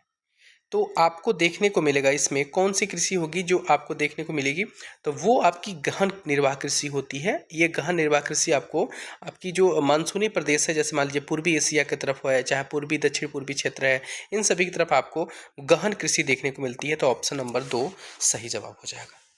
अगला क्वेश्चन आपका 9 नंबर कि उत्तर पूर्वी भारत में स्थानांतरित कृषि का क्या नाम है। तो भारत की हम बात करेंगे तो उत्तर पूर्वी भारत की बात करेंगे तो उसी में उसको हम झूमिंग कृषि का नाम देते हैं। पहली बात, स्थानांतरित कृषि को हम झूमिंग कृषि बोलते हैं और भारत के उत्तर पूर्वी भारत में इसका नाम है, ठीक है ना। यही भारत में आप अलग अलग राज्यों में आएंगे ना, अलग अलग राज्यों में भी इनके अलग अलग नाम है। क्लियर है, मैंने आपकी पहली वीडियो में भी एक्सप्लेन किया था। अभी जो है इसमें उसी की बात करेंगे हम, वरना टाइम ज़्यादा हो जाएगा मेरा। अगला हम देखते हैं इसमें कि आपका जो मलेशिया है, मलेशिया में इसी स्थानांतरित कृषि को किस नाम से जानते हैं। तब मलेशिया में इसी को हम लदांग के नाम से जानते हैं। क्या नाम जानते हैं? लदांग। क्लियर है। वहीं पे अगले क्वेश्चन में आ गया आपकी ब्राजील में इसी स्थानांतरित कृषि को किस नाम से जाना जाता है। तो इसी ब्राजील में इसको हम किस नाम से जानते हैं। मैंने एक बार क्वेश्चन आपको गलत बता दिया था। तो ब्राजील में इसको हम रोका के नाम से जानते हैं। तो ऑप्शन नंबर 2 इसका सही जवाब होगा। उम्मीद करते हैं आप लोगों को पसंद आ रहा होगा। ठीक है, क्लियर है। आगे चले हम। चलिए, अब अगला क्वेश्चन है कि मैक्सिको में इसी स्थानांतरित कृषि को हम क्या नाम देते हैं। तो मैक्सिको में बोलते हैं हम मिल्पा। क्या बोलते हैं इसको? मिल्पा नाम देते हैं। क्लियर है मेरी बात? मिल्पा। तो मैंने क्या क्या बताया आपको कि मैंने बोला कि मैक्सिको में मिल्पा बोलते हैं, ब्राज़ील में रोका बोलते हैं, मलेशिया में लदांग बोलते हैं। कम से कम इतना जरूर याद रखिए। ठीक है, अगले की तरफ चलते हैं। कह रहा है कि निम्नलिखित में से किसको कर्तन एवं दहन कृषि, ध्यान दीजिएगा, कर्तन और दहन कृषि किसको कहते हैं, किस कृषि को कहते हैं। तो ये भी आपकी स्थानांतरित कृषि या झूम कृषि को बोलते हैं। इसमें क्या करते हैं, इसमें आपके लोग क्या करते क्या हैं कि मान लीजिए यहाँ इस क्षेत्र में गए, हम यहाँ पे हमने अपना फसल उगाया, जंगलों को काटा, उसको जलाया, साफ किया, जंगल को काट कर फसल उत्पादन किया। फिर जैसे फसल हुई हम उसको छोड़ करके फिर दूसरे तरफ चले गए, फिर वहाँ पे जंगल है, मैंने जंगल को काटा, साफ किया, फिर कृषि की, फिर यहाँ पे करने के पास ऐसे ऐसे आपकी होती रहती है। मतलब जहाँ पे जाते हैं वहाँ पे जंगलों को साफ करके काट करके कृषि करते हैं। कृषि करने के बाद से फिर उस जमीन को छोड़ दिया जाता है, फिर वो जमीन आपकी जंगल का रूप लेने लगती है। तो इसी को हम बोलते हैं कर्तन और दहन कृषि। तो इसका नाम है स्थानांतरित कृषि, मतलब एक जगह से दूसरी जगह जाकर के ये करते हैं। क्लियर है मेरी बात? अगला क्वेश्चन आपके सामने है कि निम्नलिखित में से किस कृषि में भूमि का उपयोग भोजन और चारे की फसल उगाने पर पशुधन पालन के लिए किया जाता है। ये काफी इंपॉर्टेंट क्वेश्चन है आपके लिए। इसमें पशुधन मतलब चारे के लिए इस प्रकार की कौन सी कृषि होगी आपकी। तो इसी को हम बोलते हैं मिश्रित कृषि, यानी इसमें सब प्रकार की कृषि आ जाएगी आपकी। और ऑप्शन नंबर 4 सही है। रोपड़ कृषि किस कृषि का आपका किस प्रकार की कृषि है। देखिए, रोपड़ कृषि जो होती है ना, मैक्सिमम वो आपकी वाणिज्यिक कृषि ही होती है। किस प्रकार की कृषि होती है? वाणिज्यिक कृषि ही होती है। मतलब किसमें आपका चाय का उगाना, कहवा, काजू, रबड़, इस प्रकार के जो बड़े बड़े हैं, जो कि आपको वहाँ पे बेच करके आप कैश ले सकते हैं। और उनका उनका एक मतलब वो कृषि करने का एक ही उद्देश्य है कि वाणिज्य रूप से मतलब आर्थिक गतिविधि को मतलब सही करना, तय करना। तो रोपड़ कृषि किस प्रकार की कृषि है? तो स्थानांतरित कृषि नहीं है, मिश्रित कृषि नहीं है, ये आपकी वाणिज्यिक कृषि है। तो ऑप्शन नंबर 3 इसका सही जवाब होगा। अगले की तरफ चलते हैं। क्वेश्चन नंबर 16 क्या कह रहा है कि निम्नलिखित में से कौन रोपड़ कृषि का उदाहरण है। तो रोपड़ कृषि का मतलब क्या होता है? किसी चीज को अंदर जमीन में रुपाई करना, रोप देना, काट के गाड़ देना, मतलब उनको। तो इस प्रकार की रोपड़ कृषि का जो उदाहरण है वो चाय है, कपास है, कहवा है। ये तीनों के तीनों आपके क्या हैं? सही हैं। और चाय, कपास आपके और भी आपके हैं, जैसे मान लीजिए केला हो गया, जैसे मान लीजिए आपका रबड़ हो गया, जैसे मान लीजिए आपका काजू हो गया। इस प्रकार की ये सभी चीज़ें क्या हैं? आपकी रोपड़ कृषि के ही अंतर्गत आती हैं। रोपड़ कृषि का मुख्य क्षेत्र क्या है, आप बताइए। ये इंपॉर्टेंट क्वेश्चन है। रोपड़ कृषि का जो मुख्य क्षेत्र है वो क्या है। तो रोपड़ कृषि का मुख्य क्षेत्र आपका उष्णकटिबंधीय क्षेत्र है। कौन सा है आपका? उष्ण कटिबंधीय क्षेत्र है। ऑप्शन नंबर 1 आपका सही जवाब है। क्लियर है मेरी बात? अब आपको देखने को मिलेगा इसी में, जैसे मान लीजिए मलेशिया में आपका रबड़ होता है, जैसे ब्राज़ील में कहवा होता है, भारत और श्रीलंका में चाय पाए जाते हैं। ये जो चीज़ पाई जाती है वो किस प्रकार के प्रदेशों में पाई जाएगी? जहाँ पर आपका उष्णकटिबंधीय प्रदेश होगा, उस प्रकार के उष्ण और उपोष्ण भी हम मान सकते हैं। उष्ण और उपोष्ण कटिबंधीय प्रदेश होंगे तो वहाँ पर आपको रोपड़ कृषि देखने को मिलती है। क्लियर है? तो उष्ण कटिबंधीय प्रदेश इसमें ऑप्शन में जो दिया है वो सही होगा, ए नंबर। कह रहा है कि रोपड़ कृषि रबड़ का उत्पादन कहाँ होता है। तो मैंने अभी बताया कि रबड़ का उत्पादन आपको मलेशिया में देखने को मिलता है। कहाँ देखने को मिलता है? मलेशिया में। वहीं आपको देखने को मिलेगा, यदि ब्राज़ील की बात करें तो ब्राज़ील में आपको कहवा देखने को मिलता है। ठीक है ना। भारत और श्रीलंका में आपको चाय देखने को मिलता है। ब्राज़ील में कहवा काफ़ी फेमस है, वहाँ का इंपॉर्टेंट है ये। ठीक है ना। क्वेश्चन नंबर 19 आपके सामने है। क्वेश्चन नंबर 19 क्या कह रहा है कि निम्नलिखित में से कौन खाद्य फसल है, मतलब खाने वाली फसल है। तो हम देखते हैं कि गेहूं भी खाने वाली फसल है, चावल भी खाने वाली फसल है, मक्का भी खाने वाली, मतलब जिनका भोजन में प्रयोग होता है वो आपकी खाद्य फसल के अंतर्गत आती हैं। तो आपका आपका फोर्थ आपका उपरोक्त सभी इसका सही जवाब हो जाएगा। क्लियर है मेरी बात। अब आइए अगला कह रहा है कि चावल के लिए किस प्रकार की जलवायु की आवश्यकता होती है। तो चावल की आपको उष्णकटिबंधीय भी होनी चाहिए और उपोष्णकटिबंधीय भी होनी चाहिए, यानी इसी के साथ हमारा दोनों के दोनों आंसर क्या है आपके इसमें सही है। उम्मीद करते हैं आप सबको पसंद आ रही हो वीडियो, तो एक जरूर लाइक करना, जरूर एक लाइक करके जाना please. Stay connected with me on Telegram channel, link in description, आप जाइए वहाँ पे ज्वाइन कीजिए। आप रोज़ 9:30 पे आपको टेस्ट देखने को मिलता है, वो भी फ्री होती है, फ्री क्विज कराई जाती है जहाँ पे आपको अपना रैंक देखने को मिलता है, हमने क्वेश्चन कितने मिनट में अटेम्प्ट किया वो देखने को मिलता है, हम और भी लोगों से कितना बेहतर तैयारी में है वो देखने को मिलता है। इन सभी चीज़ों को देखने के लिए आपको टेलीग्राम पे जाना होगा, वहाँ पे चैनल पे जाइए, चैनल पे आपको लिंक मिलेगा, वहाँ पे ग्रुप ज्वाइन कर लीजिए। ग्रुप में 9:30 रोज़ PM पे आपकी क्विज होती है, ज़रूर दीजिएगा। NCERT केवल होती है, केवल NCERT होती है, ठीक है ना। अगले क्वेश्चन की तरफ बढ़ते हैं हम। अगला क्वेश्चन है हमारा कि चावल का उत्पादन में कौन सा देश प्रथम है। मेरे ख्याल से सबको पता है ये किसका क्वेश्चन का जवाब क्या होना चाहिए। इसका जो जवाब होना चाहिए वो आपका चीन होगा, यानी चीन आपके चावल के उत्पादन में सबसे प्रथम स्थान पर है। क्लियर है। अगला इंपॉर्टेंट क्वेश्चन है, अब ये कह रहा है कि आपका कि निम्नलिखित में से कहाँ पर एक वर्ष में 3 धान की फसलें उगाई जाती हैं। ये बहुत इंपॉर्टेंट है। 3 प्रकार की धान की फसलें उगाई जाती हैं, वो आपका है पश्चिम बंगाल और बांग्लादेश। इन दोनों जगहों में एक वर्ष में 3 प्रकार की धान की फसलें उगाई जाती हैं। तो ऑप्शन नंबर सी इसका सही जवाब है। अगले क्वेश्चन की तरफ हम चलते हैं। अगला क्वेश्चन क्या कह रहा है, अगला क्वेश्चन कह रहा है कि गेहूं के पैदावार के लिए किस प्रकार की मिट्टी की आवश्यक होती है। तो गेहूं की पैदावार के लिए आपको दोमट मिट्टी चाहिए। कौन सी मिट्टी, दोमट मिट्टी। ऑप्शन नंबर 1 आपका सही जवाब है। क्लियर है मेरी बात। अब कह रहा है कि गेहूं के उत्पादन में किसका पहला स्थान है। ये आपका जो 2025 का डेटा केस कार्डिंग में बता रहा हूं। तो गेहूं के उत्पादन में आप अमेरिका बिल्कुल मत मारिएगा, इसका जो सही जवाब होगा वो चीन होगा। कितना होगा, चीन। क्लियर है मेरी बात। Option number 1। मिलेट को किस अनाज के रूप में जाना जाता है। तो मिलेट बताइए, मिलेट का मतलब क्या होता है। तो मिलेट का मतलब होता है मोटा अनाज। क्या होता है, मोटा अनाज। मोटा भाई नहीं, मोटा अनाज होता है, ठीक है ना। जैसे आपके ज्वार, बाजरा, आपके राई, इस राई तो काफ़ी पतली हो गई, इस प्रकार की चीज़ें आपकी हैं जो आपके मोटे अनाज के रूप में आते हैं, ठीक है। जैसे बजरी वजरी होती है ना, इस प्रकार की ज्वार बाजरा, इस प्रकार की चीज़ें सभी हैं वो मिलेट के अंतर्गत आएंगी। अब है अगला। अब मिलेट के उत्पादन में आपको पता है कौन सा राज्य अग्रणी है। तो राजस्थान है, गुजरात का इलाका, ये सब लोग आपके क्या है, मिलेट्स में सबके अग्रणी स्थान रखते हैं हमारे भारत में। कह रहा है कि इनमें से एक और है कि इनमें से कौन मिलेट का रूप है। तो आपको ज्वार भी देखने को मिलेगा, आपको बाजरा भी देखने को मिलेगा, आपको राई भी देखने को मिलेगी। राई मैंने नहीं बताया था, राई भी होता है। तो उपरोक्त सभी के सभी इसके आंसर क्या है, सही है, ठीक है। राई देखते ना, ब्लैक ब्लैक रखी होती है। जब आपकी सरसों की बुआई होती है ना, रबी फसल क्रॉप के अंतर्गत आते हैं ये, जब आपको राई फसल होती है ना, तो आप कहीं अपने मन से भी आपके राई निकलने लगती है। ये आपका ब्लैक जो सरसों होता है, ब्लैक, तो उसका एक छोटा फार्म होता है, छोटा छोटा होता है ये। कह रहा है कि अगला पॉइंट है कि मक्के का उत्पादन निम्नलिखित में से कहाँ अच्छे मात्रा में होता है। तो मक्के का उत्पादन आपको, ये तो इम्पोर्टेंट है, मक्के के लिए आपको कहीं नहीं, आपको अमेरिका जाना पड़ेगा इस उत्पादन के लिए। सबसे ज़्यादा अच्छे मात्रा में आपका उत्पादन आपका अमेरिका में होता है। उम्मीद करते हैं आप लोग को आप इंजॉय भी कर रहे होंगे, काफ़ी वीडियो आपकी अच्छी लग रही होगी। ये एकदम एग्जाम ओरिएंटेड है, बिल्कुल फ्री होकर पढ़िए, 100% सिलेक्शन होगा। GS के 40 मार्क्स के लिए आप ऑन ट्रेंडिंग एजुकेशन को फॉलो करिए और सबको बताइए जिनको ऑन 40 क्वेश्चन जिसका तैयार नहीं है, GS का क्वेश्चन तैयार नहीं हो रहा, वो मेरी गारंटी है मेरे चैनल से उसका कंप्लीट हो जाएगा, ठीक है ना।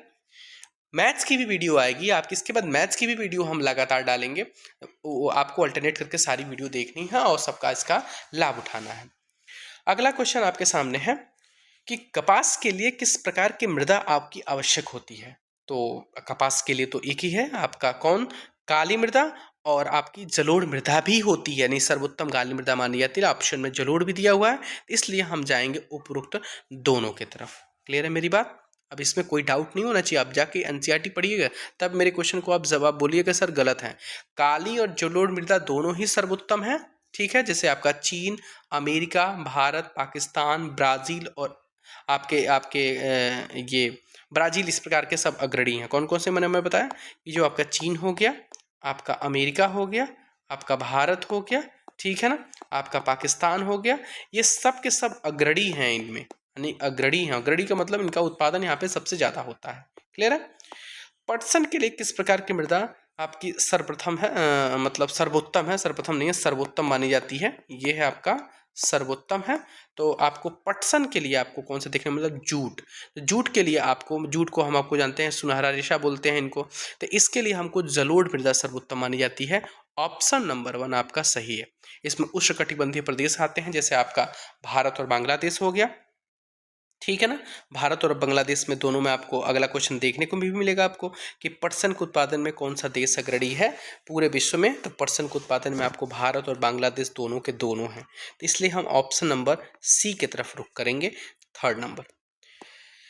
अगला क्वेश्चन आपके सामने कि निम्नलिखित में से कौन देश काफ़ी उत्पादक में अग्रणी है, मतलब काफ़ी उत्पादन वहाँ पे अग्रणी है। तो आपका ब्राज़ील देखने को मिलता है, काफ़ी कहवा।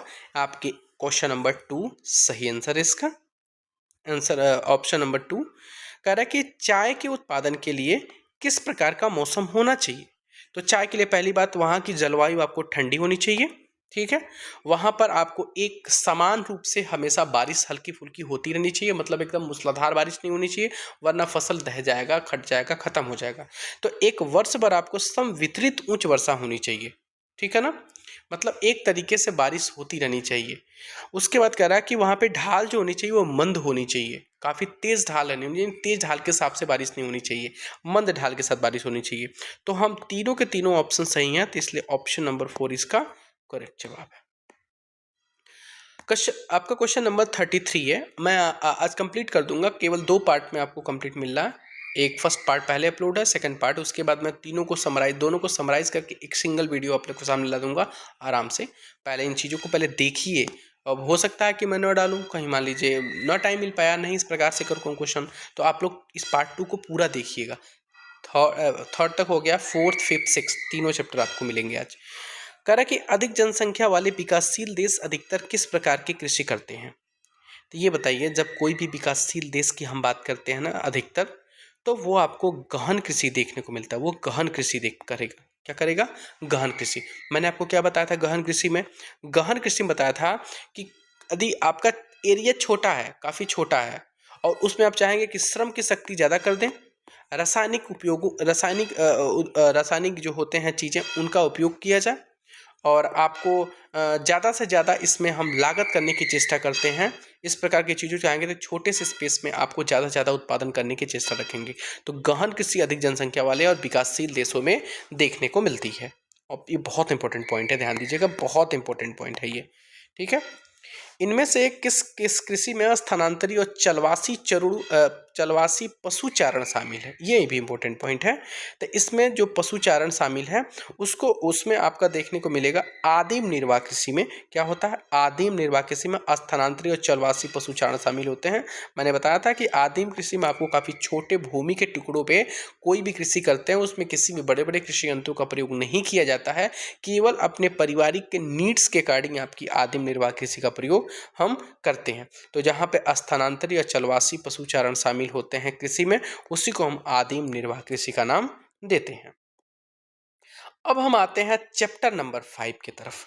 चैप्टर नंबर 5 है आपके एग्जाम के दृष्टिकोण से काफ़ी इंपॉर्टेंट रहने वाला है, इनको आप बिल्कुल धैर्य से देखिएगा, जो भी एक्स्ट्रा पॉइंट होंगे मैं उसको जरूर ऐड करके बताऊंगा। चैप्टर नंबर 5 उद्योग, जिसका आपका पहला क्वेश्चन आपके सामने। तो क्वेश्चन नंबर 1 आपके सामने इसमें है इसका कि सिलिकॉन घाटी अवस्थित है। तो सिलिकॉन घाटी आपको भारत में बेंगलुरु देखने को मिलेगी, यदि कैलिफोर्निया भी हमारे ख्याल से है। कैलिफोर्निया आपका मध्यवर्ती कैलिफोर्निया का सिलिकॉन घाटी है, जहाँ पे सूचना प्रौद्योगिकी उद्योग है। तो मेरे ख्याल से ये भी होना चाहिए, बट इसमें एक क्वेश्चन ऐड होना चाहिए कि भारत में सिलिकॉन घाटी अवस्थित होना चाहिए। तो वैसे ये क्वेश्चन आपका जो पीछे एमसी की फॉर्मेट क्वेश्चन दिया रहता है उसके अकॉर्डिंग है, यहाँ पे आपको ऐड करना पड़ेगा। भारत में सिलिकॉन घाटी स्थित है तो वो आपकी बेंगलुरु में, क्योंकि ये भी कैलिफोर्निया भी होना चाहिए, ठीक है। वैसे आप भारत में लिख करके आप इसको बेंगलुरु लगाइएगा, और कैलिफोर्निया भी आपकी सिलिकॉन घाटी है, जो कि सूचना प्रौद्योगिकी उद्योग यहाँ पर भी स्थित है। जैसे भारत में बेंगलोर प्रदेश है, वैसे ये है। अगला क्वेश्चन आपके सामने है कि कौन सा उद्योग सनराइज उद्योग के नाम से जाना जाता है। तो सनराइज उद्योग जो होता है वो आपका कौन सा होगा, वो सूचना प्रौद्योगिकी उद्योग होता है। सनराइज उद्योग क्या होगा, सूचना प्रौद्योगिकी उद्योग आपको सनराइज उद्योग के नाम से जानते हैं। सनराइज उद्योग में क्या होता है कि इसमें प्रगति देखिए, मतलब कि उभरता हुआ उद्योग के नाम से भी इसको हम जानते हैं। मतलब कि ऐसे लग रहा है कि नई नई चीज़ें आपकी हो रही हैं, मतलब जनरेट हो रही हैं, इनका विकास का क्रम आगे की तरफ बढ़ रहा हो, इस प्रकार से। कह रहा कि कौन सा प्राकृतिक रेशा है, कौन सा प्राकृतिक रेशा है। तो आपको देखने को मिलेगा आपका जो जूट है वो प्राकृतिक रेशा है, वहीं पे आपको नायलॉन, एक्रिलिक, ये दोनों के दोनों आपकी ना ये कृत्रिम रेशा के अंतर्गत आते हैं। क्लियर है मेरी बात। तो इसका ऑप्शन नंबर 2 सही होगा। कह रहा है कि उद्योगों का वर्गीकरण किसके आधार पर किया जा सकता है।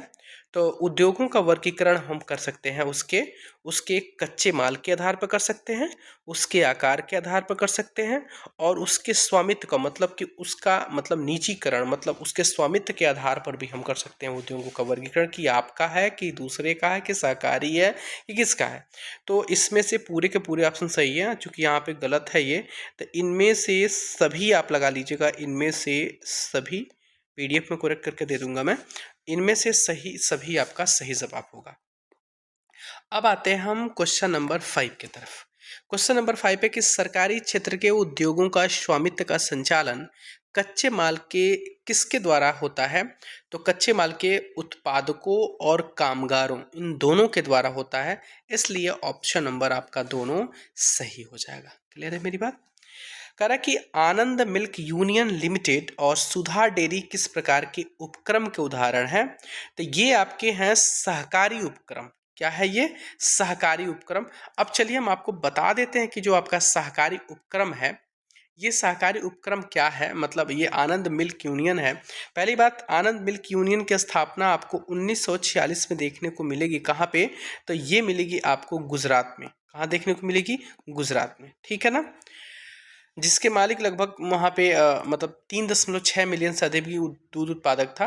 तो आप इसको कह सकते हैं कि 1946 में आनंद में इसका आनंद एक जगह है वहाँ का, तो आनंद में इसका स्थापना हुआ था 1946 में। इतना ही जानिए, सहकारी उपक्रम का ये क्या है, उदाहरण है। क्लियर है मेरी बात। चलिए आगे की तरफ चलेंगे हम।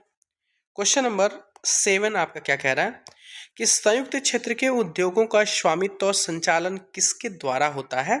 तो वो देखने को मिलेगा आपको राज्यों के द्वारा, व्यक्ति समूहों के द्वारा और व्यक्तियों द्वारा, सबके साथ होता है, सबके द्वारा होता है इसमें। तो ऑप्शन नंबर 4 इसका सही जवाब। क्वेश्चन नंबर 8 है हमारा, वे कारक जो उद्योगों की अवस्थिति को प्रभावित करते हैं। कौन से इस प्रकार के उद्योग हैं जो उसकी अवस्थिति, मतलब उसकी स्थिति, उसकी मतलब उसकी लोकेशन के अकॉर्डिंग को प्रभावित करती है। तो मान लीजिए कच्चे माल की उपलब्धता, जैसे मान लीजिए आपका उद्योग अच्छे जगह पे नहीं है तो वहाँ पे कच्चे माल अच्छे से उपलब्ध नहीं हो पाएंगे, वो हो गया। जैसे मान लीजिए अच्छे आपका लोकेशन पर नहीं, वहाँ पे परिवहन और बाजार नहीं है, तो जिसका वहाँ पे आपका मार्केटिंग वैल्यू कम हो जाएगी, वहाँ पे बिक नहीं पाएगा सामान, आपको मार्केट में जल्दी से पहुँच नहीं पाएगा। श्रम शक्ति और भूमि और जल, यानी वहाँ पे आपको श्रम शक्ति का मतलब अच्छे से लेबर आपको प्रोवाइड नहीं हो पाएंगे, वहाँ पे आपको भूमि नहीं है, वो उससे दिक्कत हो पाएगी। मान लीजिए आपको जल नहीं मिल पा रहा, आपको फैक्ट्री चलाने के लिए पानी चाहिए, वो भी आपको नहीं मिल पा रहा। तो इन सभी चीज़ों की ये प्रभाव कर देंगे आपके उद्योगों को। तो सभी के सभी ऑप्शन क्या है इसमें सही है। क्लियर है। उद्योग तंत्र में क्या शामिल है। तो उद्योग तंत्र में आपका क्या क्या शामिल होते हैं। तो निवेश, प्रक्रम और निर्गत, ये तीनों के तीनों आपके शामिल हैं। निर्गत का अर्थ क्या होता है। निर्गत का अर्थ होता है अंतिम उत्पाद और उससे अर्जित आय। ये दोनों के दोनों आपके निर्गत आय को दिखाते हैं, निर्गत का अर्थ दिखाते हैं। तो ऑप्शन नंबर 3 इसका सही जवाब है। 11 की तरफ आते हैं। कह रहा है कि औद्योगिक प्रदेश का विकास कब होता है। तो औद्योगिक प्रदेश का विकास जब होगा जब आपको वहाँ पर आपके निकटता में एक से ज़्यादा प्रकार के उद्योग हों। तो औद्योगिक से मतलब क्या होता है कि ऐसा लोकेशन वहाँ पे आप केवल एक फैक्ट्री चलाएंगे तो आपका उद्योग का विकास हो जाएगा, नहीं। आपके पास पास अनेक प्रकार के उद्योग लगे हुए हैं, तब जाकर के आपका आपका भी विकास होगा और लोगों के साथ साथ। ठीक है। तो औद्योगिक वो जो आपका एरिया होगा, वो जो प्रदेश होगा, वो औद्योगिक प्रदेश हो जाएगा। और उसका विकास तभी संभव है जब आपके पास पास निकट निकट आपके ढेर सारे उद्योग वहाँ पे लगाए जाएं। तो इसलिए ऑप्शन नंबर 2 इसका सही जवाब। थोड़ा सा आप मेंटली भी सोचेंगे ना, दिमाग से सोचेंगे तो आंसर निकल जाएगा। प्रमुख औद्योगिक प्रदेश हैं। तो प्रमुख औद्योगिक प्रदेश से पूरे विश्व की बात कर रहा है, जैसे आपका पूर्वी यूरोप और पूर्वी एशिया, आपके पूर्वोत्तर अमेरिका और पश्चिमी और मध्य यूरोप, ये सब के सब आपके औद्योगिक प्रदेश हैं। क्लियर है मेरी बात। भारत में औद्योगिक प्रदेश की बात करेंगे तो आपको देखने को मिलेगा गुजरात, आपको देखने को मिलेगा आपका ये अहमदाबाद, देखने को मिलेगा आपका दिल्ली का ये आपका गुड़ग्राम। इस प्रकार के सारी चीज़ें क्या हैं, औद्योगिक प्रदेश है। यहाँ पे उद्योग जगत है, नोएडा सेक्टर, ये सब के सब क्या है, आपके औद्योगिक प्रदेश है। क्लियर है मेरी बात। जैसे आपका झारखंड है, औद्योगिक प्रदेश है। अब कह रहा है कि औद्योगिक भारत में औद्योगिक प्रदेश है आपको देखने को मिलेगा जो आपको दिया हुआ है, जैसे आपके मुंबई पुणे है, जैसे आपके बेंगलुरु है, जैसे आपके तमिलनाडु है। तो ये सब के सब क्या है, आपके औद्योगिक प्रदेश है। यहाँ पर उद्योग लगाए गए हैं, यहाँ पे लोगों का एक रोजगार मिल रहा है। ठीक है। जैसे मुंबई में उद्योग है, जैसे सूती वस्त्र के उद्योग है, बहुत सारी फैक्ट्रियाँ हैं। जैसे बेंगलुरु में सिलिकॉन वैली है, वहाँ पे बहुत सारे अलग बड़ी बड़ी कंपनियाँ हैं, आपकी आपकी टेक की कंपनियाँ हैं, आपके बड़े बड़े अच्छे अच्छे आपके वहाँ पे टेक्सटाइल हैं, इस प्रकार की सभी सभी चीज़ें हैं। तो सूचना प्रौद्योगिकी के क्षेत्र में आपको बेंगलुरु जाना ही जाता है आपका, तो उपरोक्त सभी आपके हो जाएंगे। अब हम आते हैं भोपाल त्रासदी की तरफ। ये काफ़ी इंपॉर्टेंट पॉइंट बन जाता है, केवल डेट याद रखिएगा और किस प्रकार की गैस से का रिसाव हुआ था वो याद रखिएगा, क्वेश्चन बन जाएगा आपसे, नो डाउट। ठीक है ना। चलिए आगे देखते हैं हम। कह रहा है कि जो भोपाल त्रासदी है वो कब हुआ था। भोपाल त्रासदी आपको देखने को मिलेगा 3 दिसंबर 1984। ये 1984 याद रखे रहिएगा, 1984 कब, 3 दिसंबर, बड़े में लिखते रहे हम, 3 दिसंबर 1984। भोपाल कहाँ पड़ता है, तो भोपाल आपका मध्य प्रदेश में है। कहाँ है ये, मध्य प्रदेश में। क्लियर है। अब कह रहा है कि जो भोपाल भोपाल त्रासदी हुई थी उसके दौरान किस प्रकार की विषैले गैसों का रिसाव हुआ था। अब इसमें आपको मैं समझाना चाहता हूँ आपको, एक मिनट देखिए इसमें क्या है। तो इसमें आपको वैसे एग्जाम में यदि केवल यही ऑप्शन आता है, मिथाइल आइसोसाइनाइड, क्या आता है, मिथाइल आइसोसाइनाइड का रिसाव हुआ था। लेकिन ध्यान दीजिएगा कि जब आपका ये हुआ था इसमें, तो यूनियन जो कार्बाइड था उसके साथ यूनियन कार्बाइड का जो कीटनाशी कारखाना था वहाँ से आपको हाइड्रोजन साइनाइड के साथ आकर के अत्यंत विषैली गैस मिल गई थी। कौन सी, मिथाइल आइसोसाइनाइड, जहाँ से गैसों का रिसाव हुआ था। तो आप इसको नज़रअंदाज नहीं कर सकते हैं। यूनियन कार्बाइड के साथ हाइड्रोजन साइनाइड मिला था और वो मिथाइल साइनाइड बन करके आपका रिसाव होने लगा था। इसलिए ऑप्शन नंबर तीनों के तीनों इसमें ऑप्शन सही है। लेकिन आपको मिथाइल आइसोसाइनाइड जरूर याद रखना है, ठीक है ना। और इनके साथ ये भी ऑप्शन में जरूर याद रखना है, क्योंकि बिहार हमारा क्या पूछता है, उपरोक्त में से एक से अधिक भी पूछता है। इस बात पर भी ध्यान रखिएगा आप लोग। चीन के गाओ काओ, यहाँ पर भी एक गैस कूप का विस्फोट हुआ था। इस बारे में वो जाना जरूर नहीं है, बस डेट याद रखिए कि चीन के गाओ काओ जोंग में, जैसे यहाँ पे एक प्रकार का मिथाइल आइसोसाइनाइड से आपका बहुत त्रासदी हुई थी, वैसे ये भी त्रासदी हुई थी। लेकिन कब हुआ था, ये आपको हुआ था आपका 23 दिसंबर 2005 को। कब हुआ था, 23 दिसंबर 2005 को। ऑप्शन नंबर 2 सही है। सनराइज उद्योग को किस नाम से जानते हैं। तो सनराइज उद्योग को मैंने आपको पहले थोड़ी सी झलक दी थी। सनराइज उद्योग को हम उभरता हुआ उद्योग के नाम से जानते हैं। किस नाम से, उभरता हुआ। जैसे आपका सूचना और प्रौद्योगिकी का उद्योग एक सनराइज उद्योग का उदाहरण है। क्लियर है मेरी बात। सनराइज उद्योग में आपके कौन कौन से उद्योग शामिल, जैसे आपका सूचना प्रौद्योगिकी उद्योग हो गया, स्वास्थ्य लाभ हो गया, सत्कार और ज्ञान हो गया। इन सब के सब आपके क्या है, सही है। Option number 4। वह कौन सी ऐसी प्रक्रिया है जिसमें धातुओं को उसके अयस्कों के द्वारा गलनांक बिंदु से अधिक तपाकर निष्कासित किया जाता है। तो एक ही चीज है क्या, तो प्रगलन। ऑप्शन नंबर 2 आपका सही जवाब है। 20 नंबर की तरफ आते हैं कि कह रहा है कि लौह इस्पात उद्योग संबंधित है। तो मतलब यहाँ पे कह रहा है कि किन देशों में लौह इस्पात होता है, मतलब इनका प्रोडक्शन होता है लौह इस्पात का। तो लौह इस्पात की बात कर रहा है, तो ये आपका जर्मनी भी है, आपका यूएसए भी है, आपका चाइना भी है। तो ऑप्शन नंबर 4 इसका क्या हो जाएगा, सही जवाब। जब वैसे ही आपको वस्त्र उद्योग की बात करें तो हमारे भारत के साथ साथ हांगकांग में भी देखने को मिलता है, हांगकांग में जापान और दक्षिण कोरिया में भी देखने को मिलेगा। तो इसी के साथ हम उपरोक्त सभी पे जाएंगे। ऑप्शन नंबर 4 क्लियर है मेरी बात। सूचना प्रौद्योगिकी संबंधित है, तो सूचना जो प्रौद्योगिकी संबंधित, मैंने आपको पहले बताया था भारत का बेंगलुरु प्रदेश तो होगा ही 101%। और मैंने उसमें आपको जिक्र किया था जो मध्यवर्ती कैलिफोर्निया का सिलिकॉन घाटी है उसमें भी आपको सूचना प्रौद्योगिकी केंद्र मिलने को देखने को मिलेगा। तो दोनों के दोनों ऑप्शन सही हैं, इसलिए ऑप्शन नंबर सी इसका क्या होगा, सही जवाब होगा।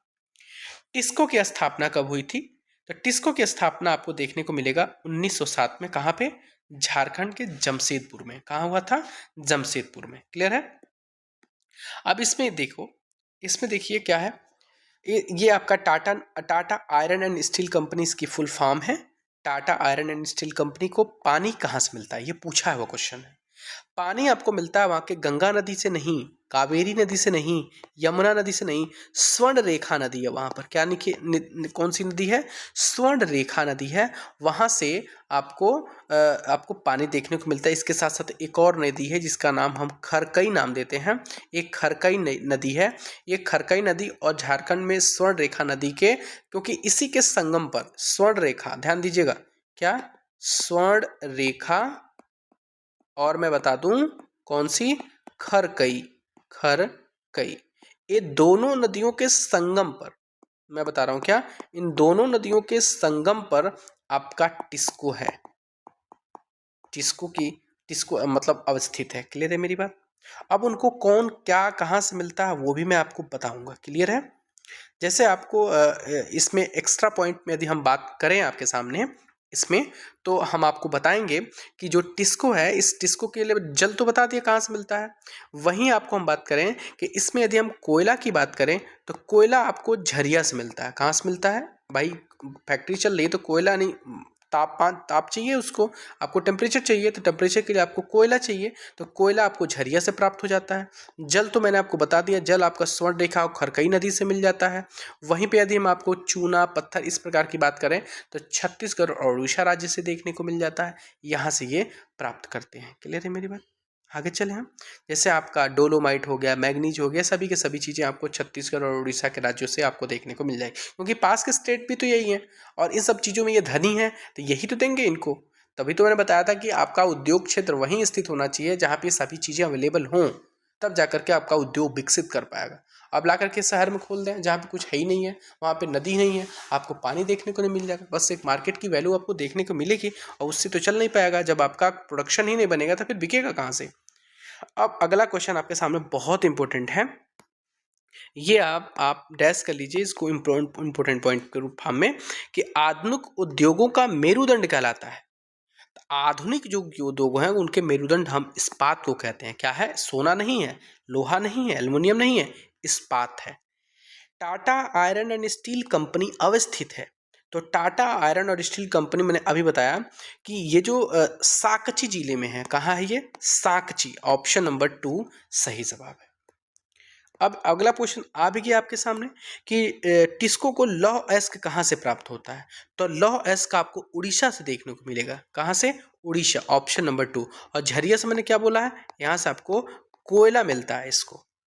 अब कह रहा है कि टिस्को को चूना पत्थर डोलोमाइट और मैग्नीज कहाँ से मिलता है, तो ये सब देखने को मिलेगा आपको छत्तीसगढ़ और उड़ीसा से। ऑप्शन नंबर 2 इसका सही जवाब है। अब ये कह रहा है कि ग्रेट लेक्स, इनके बारे में थोड़ा सा हम जानेंगे। जो ग्रेट लेक्स है ना, ग्रेट लेक्स के नाम से जाना जाता है। तो ग्रेट लेक्स देखिए, सुपीरियर, ह्यूरॉन, ओंटेरियो, मिशिगन और ईरी, कितने हो गए, 5।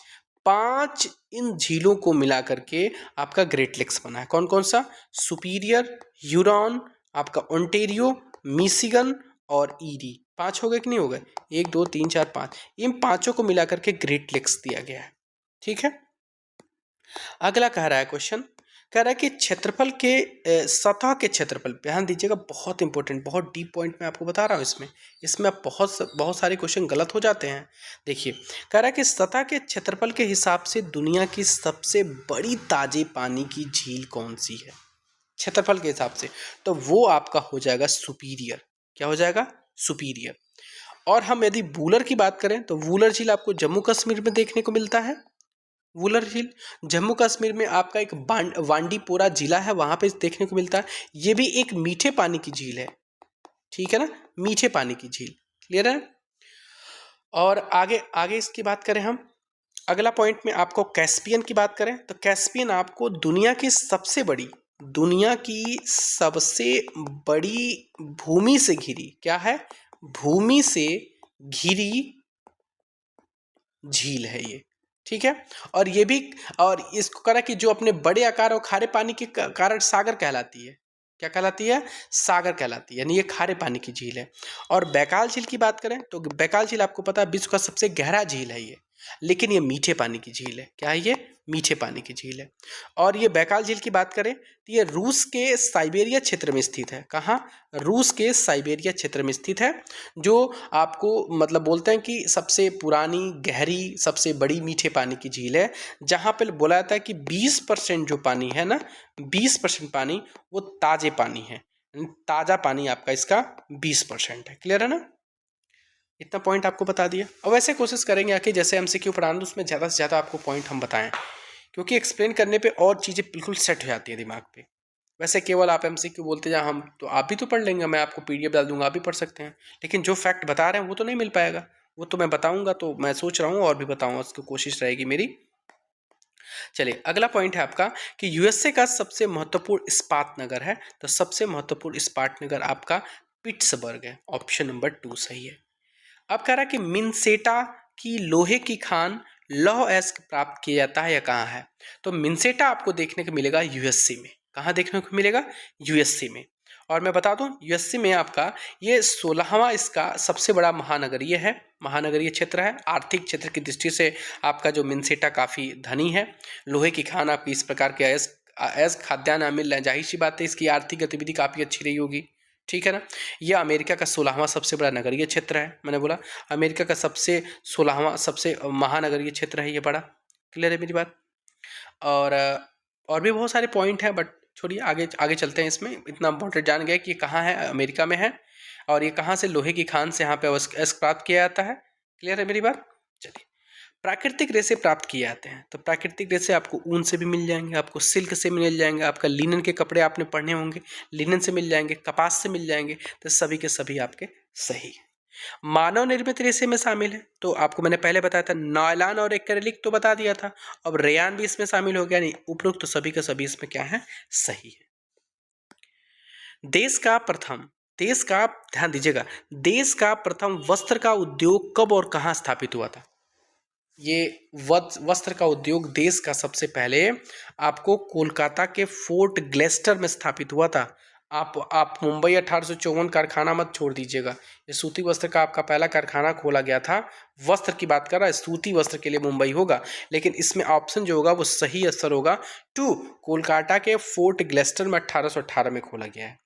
वहीं पे आपको बात करें, हम जो मुंबई की बात करें, ये सूती वस्त्र का उद्योग के लिए पहला कारखाना आपका मुंबई में 1854 में खोला गया था। क्लियर हो गया मेरी बात। अब कह रहा है कि जो सूती वस्त्र का जो मलमल है, मलमल नाम का सूती वस्त्र आता है, काफ़ी फेमस है, अपनी डिज़ाइन के लिए फेमस है, अपनी क्वालिटी के लिए फेमस है। तो ये किसके लिए विख्यात है, कहाँ के लिए विख्यात है, कहाँ मिलता था, तो ये मिलता था ढाका में। कहाँ, ढाका में, जो पश्चिम, जो कहाँ है आपका, इसमें बांग्लादेश की राजधानी है ढाका। अब देखो अगला पॉइंट, कह रहा है कि सूती वस्त्र के जो कैलिको है, कैलिको भी एक सूती वस्त्र का एक अलग से क्वालिटी है, अपनी क्वालिटी के जाना जाता है कैलिको। तो ये आपका जो होता था, एक मिनट मैं कैलिको बता रहा हूँ, कैलिको क्या है।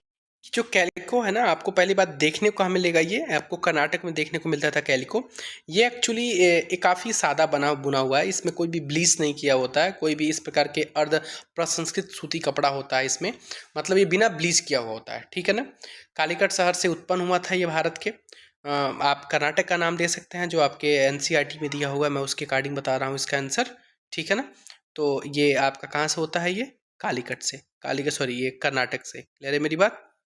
कहाँ से, कालीकट के कैलिको, कर्नाटक नहीं कालीकट है, इसको आप कर्नाटक नहीं, आप कालीकट ले लीजिए, कालीकट, इसका कालीकट है, कालीकट से हुआ था, कर्नाटक काट दीजिएगा। अगला क्या है कि आपका कि सूती वस्त्र के जो छींट वाली जो कपड़े होते थे, छींट वाले, वो छींट वाले कपड़े कहाँ से होते थे, वो होते थे मसूलीपट्टनम से, ऑप्शन नंबर 2। क्लियर है मेरी बात। अब कह रहा है कि भारतीय वस्त्र उद्योग, अब आपसे पूछा जाए कि आपका वही चलिए यहाँ पे बता दे रहा है कि जो आपका कालीकट है वो कहाँ पड़ता है, कालीकट कहाँ पड़ता है। वो आपसे पूछ दिया जाए कि मसूलीपट्टनम कहाँ पड़ता है, तो दोनों के आंसर जान लीजिए। जो कालीकट है आपका, कालीकट, ये कालीकट आपका केरल में पड़ता है। कहाँ पड़ता है कालीकट, केरल राज्य में स्थित है, ठीक है ना। आप यहाँ पे इसको मतलब मैं आंसर केवल बता रहा हूँ कि जो आपका कालीकट है वो कहाँ है, तो कालीकट आपको केरल में देखने को मिलेगा, ठीक है ना। और दूसरा मैंने क्या बताया आपको, मसूलीपट्टनम। मसूलीपट्टनम भाई बहुत बार आप देखेंगे, मसूलीपट्टनम किस राज्य में है, तो मसूलीपट्टनम आपको आंध्र प्रदेश में है। कहाँ है, आंध्र प्रदेश में। क्लियर है, मैंने आंसर बता दिया था इसका, कट करके लगा लीजिएगा। आपका जो मलमल है वो ढाका आंसर है इसका। सूती वस्त्र में जो कैलिको है वो आपका कालीकट से स्थित, कालीकट, ठीक है ना, कालीकट यानी केरल। अगला पॉइंट देखिए इसमें, छीट मैंने बता दिया था, छीट आपका मसूलीपट्टनम जो आंध्र प्रदेश में पड़ता है। अब ये कह रहा है कि जो भारतीय वस्त्र उद्योग है वो कुल उत्पादन का लगभग कितना हिस्सा निर्यात करता है। ये काफी इंपॉर्टेंट पॉइंट है। तो ये निर्यात करता है 1/3, ऑप्शन नंबर 1। आप जाकर देख सकते हैं, अपने एनसीईआरटी को मिला सकते हैं। कोई डाउट हो किसी क्वेश्चन में, आप जरूर उसको गूगल करिए, और गूगल करके ना आप मुझे जरूर बताइए सर ये क्वेश्चन इतना हो सकता है, इसको आप देख सकते हैं। वैसे मैं मेरे से गलतियां हुई हैं कुछ वीडियो में, मैंने उसको देखा है, तो इस बार से मैं उम्मीद करेंगे कि गलती ना हो मेरी तरफ से, ठीक है ना। तो ध्यान रखा गया है इस बार। चलिए अगला हम पॉइंट देखते हैं इसमें, कि भारत का जो मानचेस्टर है, भारत का मानचेस्टर कहलाता है। मानचेस्टर का मतलब होता है कि जो व्यापारिक यानी सूती वस्त्र के हिसाब से काफ़ी वो फेमस हो। तो भारत का मानचेस्टर देखने को मिलता है अहमदाबाद। क्या है, अहमदाबाद, ऑप्शन नंबर 2 सही है। क्लियर है, वस्त्रों के हिसाब से आपका देखा था मानचेस्टर इसमें। वैसे मानचेस्टर देख सकते हैं जहाँ पे व्यापारिक, जहाँ पे उद्योग क्षेत्र आपका अच्छा हो वो। मुंबई के बाद से मुंबई के बाद से दूसरा बड़ा वस्त्र निर्मात नगर बन गया था, यही बना था, कौन सा, अहमदानगर। वस्त्र निर्माता नगर बना था ये मुंबई के बाद से, ठीक है ना। क्यों, क्योंकि ये कपास उत्पन्न करने वाले क्षेत्र का केंद्र में स्थित है। यहाँ पे जो कपास उत्पन्न होता है ना, इसका ये केंद्र है, कपास उत्पन्न का यहाँ पे ये केंद्र है। ये कौन, अहमदाबाद। तो मुंबई के बाद से दूसरा सबसे बड़ा निर्माता बना था ये। जापान का मानचेस्टर कहलाता है। जापान का मानचेस्टर किसको बोलते हैं, तो जापान का मानचेस्टर ओसाका को बोलते हैं। किसको बोलते हैं, ओसाका को। क्लियर है मेरी बात। आप कह रहे हैं कि ओसाका के सूती वस्त्र के लिए पानी किस नदी उपलब्ध, कौन सी नदी उपलब्ध कराती है, ये पूछता है क्वेश्चन। तो एक नाम है नदी का, योडो नदी। कौन सी नदी, योडो, ऑप्शन नंबर 2 सही जवाब। सिलिकॉन घाटी किस घाटी का एक भाग है जो उत्तर अमेरिका में रखी पर्वतमाला के नीचे स्थित है, तो उसका नाम देते हैं सांता क्लारा घाटी। कौन सा, सांता क्लारा घाटी है, न कि ग्रेट बेसिन, न कि डेथ वैले है। तो ये आपकी जो उत्तर अमेरिका में रखी एक पर्वतमाला के स्थित है, जो सिलिकॉन घाटी के घाटी मतलब इसी का भाग है, सांता क्लारा घाटी का, ठीक है ना। अगला पॉइंट है आपका क्वेश्चन नंबर 45, लास्ट है इस चैप्टर का, उसके बाद हम इसमें ज़्यादा क्वेश्चन नहीं है कुछ। चैप्टर नंबर 6 में सबसे पहले सूचना प्रौद्योगिकी की घोषणा किस राज्य सरकार ने किया था, ये इंपॉर्टेंट पॉइंट है। तो सबसे पहले सूचना प्रौद्योगिकी की घोषणा 1992 में, ध्यान दीजिएगा, 1992 में कर्नाटक ने किया था। किसने किया था, कर्नाटक ने। तो ऑप्शन नंबर कौन सा सही जवाब होगा इसका, ए, कर्नाटक सरकार ने, आपका कर्नाटक की राज्य सरकार ने 1992 में सबसे पहले सूचना प्रौद्योगिकी की घोषणा किया था। अगला हम चलेंगे अब चैप्टर नंबर 6 की तरफ, ठीक है। तो चैप्टर नंबर 6 का पहला क्वेश्चन है कि जनसंख्या वितरण से क्या तात्पर्य है। तो जनसंख्या वितरण का मतलब होता है कि जो भी क्षेत्र दिया गया है वहाँ पे लोग किस रूप में रह रहे हैं, किस फॉर्म में रह रहे हैं, वो आपका जनसंख्या वितरण कहलाता है। मतलब जनसंख्या किस प्रकार यहाँ पे फैली हुई है। तो ऑप्शन नंबर 3 आपका सही जवाब है इसका। क्वेश्चन नंबर 2 है कि कौन कौन से प्रमुख कारक हैं जिससे जनसंख्या में परिवर्तन हो सकता है। तो यदि मान लीजिए जन्म दर बढ़ जाए तो जनसंख्या बढ़ जाएगी, यदि मृत्यु दर बढ़ जाती तो जनसंख्या कम हो जाएगी, यदि मान लीजिए लोग प्रवास कर रहे हैं, यहाँ से वहाँ चले जा रहे हैं, तो जनसंख्या बढ़ जाएगी। तो जो ऑथेंटिक चीज़ है, जो आपका इसमें जनसंख्या परिवर्तन के कारण हो सकते हैं, वो जन्म, मृत्यु और प्रवास हो सकता है, बिल्कुल याद रखिएगा। अगला है कि 1999 में विश्व की जनसंख्या हो गई थी। तो 1999 में लगभग 607.84 करोड़ के आसपास हुई थी, तो हम इसको क्या बोल सकते हैं, 6 अरब की जनसंख्या लगभग विश्व की हो गई थी 1999 में। ठीक है। जनसंख्या पिरामिड क्या होता है, देखिए जनसंख्या पिरामिड में क्या होता है, स्त्री और पुरुष के आय मतलब इनके लिंगों की पहचान की जाती है, कितने यहाँ पे स्त्री हैं, कितने पुरुष हैं, कितने बूढ़े हैं, कितने नौजवान हैं, इस प्रकार की बातें की जाती हैं। तो जनसंख्या का आयु लिंग का संगठन का आलेखीय निरूपण किया जाता है आपका इस प्रकार से। ठीक है ना, आपका इसमें पिरामिड में, आपका जनसंख्या पिरामिड में जनसंख्या का आयु लिंग संगठन का आलेखीय निरूपण होता है। मानव संसाधन क्या है, तो मानव संसाधन किसी भी संसाधन का अंतिम संसाधन है वो, तो ऑप्शन नंबर 2 मानव संसाधन को हम अंतिम संसाधन का नाम देते हैं। मानव संसाधन मंत्रालय का निर्माण कब भारत सरकार के द्वारा लोगों के कौशल बढ़ाने के लिए, मतलब लोगों की स्किल को डेवलप करने के लिए ये मानव संसाधन विकास मंत्रालय का निर्माण किया गया था, तो वो किया गया था 1985 में। कब, 1985 में। भूपृष्ठ पर जिस प्रकार लोग फैले हैं उनको हम क्या नाम दे सकते हैं, तो उनका एक रूप है जिसको हम जनसंख्या प्रतिरूप बोलेंगे। ऑप्शन नंबर 2, विश्व की जनसंख्या का 90% से अधिक भाग पर भूपृष्ठ के कितने परसेंट भाग पर निवास करता है। जैसे मान लीजिए विश्व की जनसंख्या का लगभग 90% ऐसा चीज है जहां पर भूपृष्ठ का लगभग 10% भाग पर निवास करता है, यानी ऑप्शन नंबर 2 इसका सही जवाब है।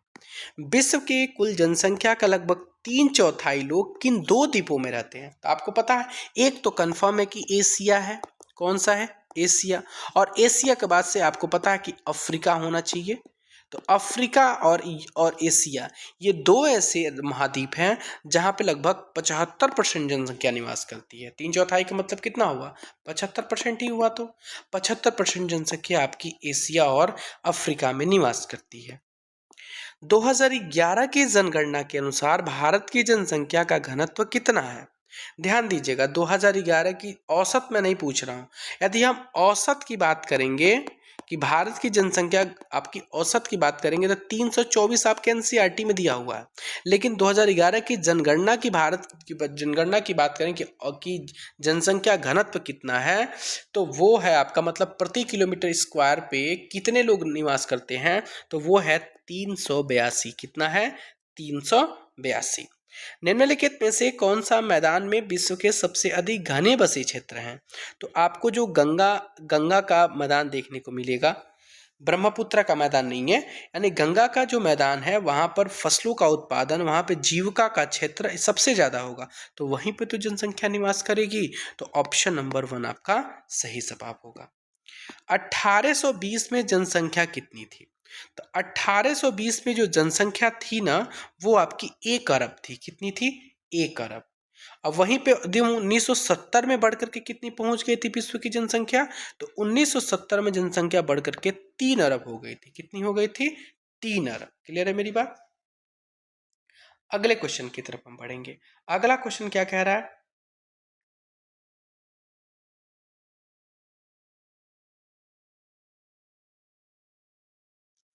अगला क्वेश्चन, क्वेश्चन नंबर 14 है कि जन्म दर का क्या अर्थ है।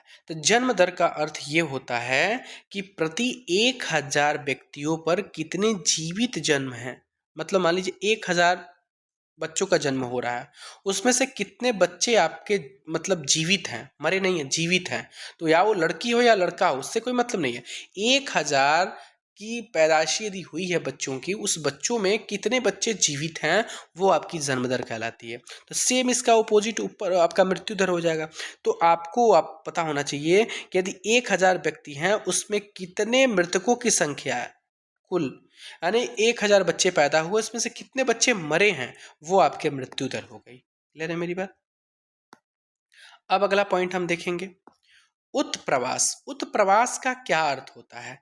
उत्प्रवास का अर्थ ये होता है कि कोई व्यक्ति एक देश को छोड़ के जाता है, मतलब एक व्यक्ति जो एक देश को छोड़ करके दूसरे देश में चला गया, तो उसको बोलते हैं उत्प्रवास, छोड़ करके जाना। क्लियर है मेरी बात।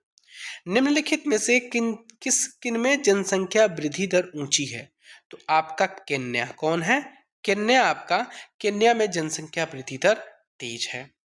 कह रहा है कि जनसंख्या पिरामिड का आकार कैसा होता है। तो जनसंख्या पिरामिड का आकार त्रिभुजाकार होता है, ऑप्शन नंबर 2। अगला क्वेश्चन है, यदि यदि किसी देश की जनसंख्या पिरामिड मतलब कि जन्म दर और मृत्यु दर दोनों ही ऊंचे हों तो उनका जो आधार कैसा होगा, उनका आधार कैसा दिखता है। तो उनका आधार चौड़ा दिखता है। कैसा दिखता है? चौड़ा, ऑप्शन नंबर 2। अब कह रहा है कि जिन देशों में मृत्यु दर कम हो, युवा आयु वर्ग का पिरामिड कैसा होता है। तो वो भी आपका कौन सा होगा? आपका जो होगा वो कैसा होगा? वो भी आपका चौड़ा होगा, ऑप्शन नंबर 2। कि लंबा होगा पतला होगा, 1 मिनट कंफर्म कर ले। अच्छा, इसमें आपको कंफर्म नहीं हुआ था, इसको देख लीजिए। ये क्वेश्चन आपका था कि कौन सा, ये कि जिन देशों में मृत्यु दर कम हो, युवा वर्ग आयु वर्ग का पिरामिड कैसा होता है। तो ये भी आपका चौड़ा होता है। क्लियर है? अगले क्वेश्चन की तरफ बढ़ते हैं।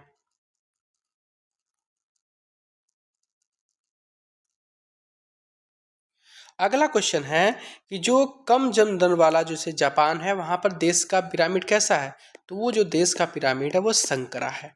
तो ऑप्शन नंबर 1 इसका सही जवाब है। केवल आप एमसीक्यू देख लेते हैं ना, तो आपको बहुत लाभ मिलेगा इससे। क्लियर है मेरी बात? तो आप लोग यदि मेरे चैनल पे नए हैं तो चैनल को सब्सक्राइब तो कर ही लें और साथ साथ एक लाइक भी जरूर कर दें। और टेलीग्राम चैनल से जुड़ना ना भूलें, क्योंकि वहाँ पर आपको डेली क्विज, अच्छे अच्छे पॉइंट, अच्छे अच्छे पीडीएफ, अच्छे अच्छे रोज रोज कोई ना कोई क्वेश्चन आपको देते रहते हैं, जिससे आपको हेल्प मिलता रहता है और उसके बारे में आप सर्च करते हैं, देखते हैं, जानते हैं, तो उससे भी एक ज्ञान में वृद्धि होती है।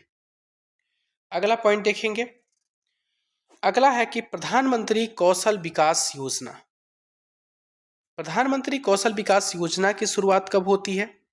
तो इसकी शुरुआत होती है जुलाई 2015 में। कब होती है? कहाँ गया भैया? जुलाई 2015, ऑप्शन नंबर 3 इसका सही जवाब है। क्लियर है? ऑप्शन नंबर 3 जुलाई में होता है। कब होता है? तो 16 जुलाई। कब? 16 जुलाई 2015, याद कर लीजिएगा, 16 जुलाई 2015। अगला है, कह रहा है कि किस निम्नलिखित में से किस देश की जनसंख्या वृद्धि दर धीमी है। तो आपको यूनाइटेड किंगडम जो है, वहां की जनसंख्या वृद्धि दर काफी धीमी है। विश्व भर में मानव संसाधन किन मानदंडों पर आधारित है। तो लिंग के आधार पर भी मानव संसाधन, शिक्षा के आधार पर भी हो सकता है, आयु के आधार पर भी हो सकता है। इसलिए इसका जो सही जवाब होगा उपरोक्त सभी होगा। तो इसे के साथ हम कंप्लीट कर लिए हैं आपका एनसीईआरटी क्लास 8। आपको वीडियो कल मिल जाएगी, आप लोग देखिए शुरू से लेकर के अंत तक। चैप्टर नंबर 4 से लेकर के 6 तक इसमें है, 3 चैप्टर आपको इसमें है, 4, 5, 6।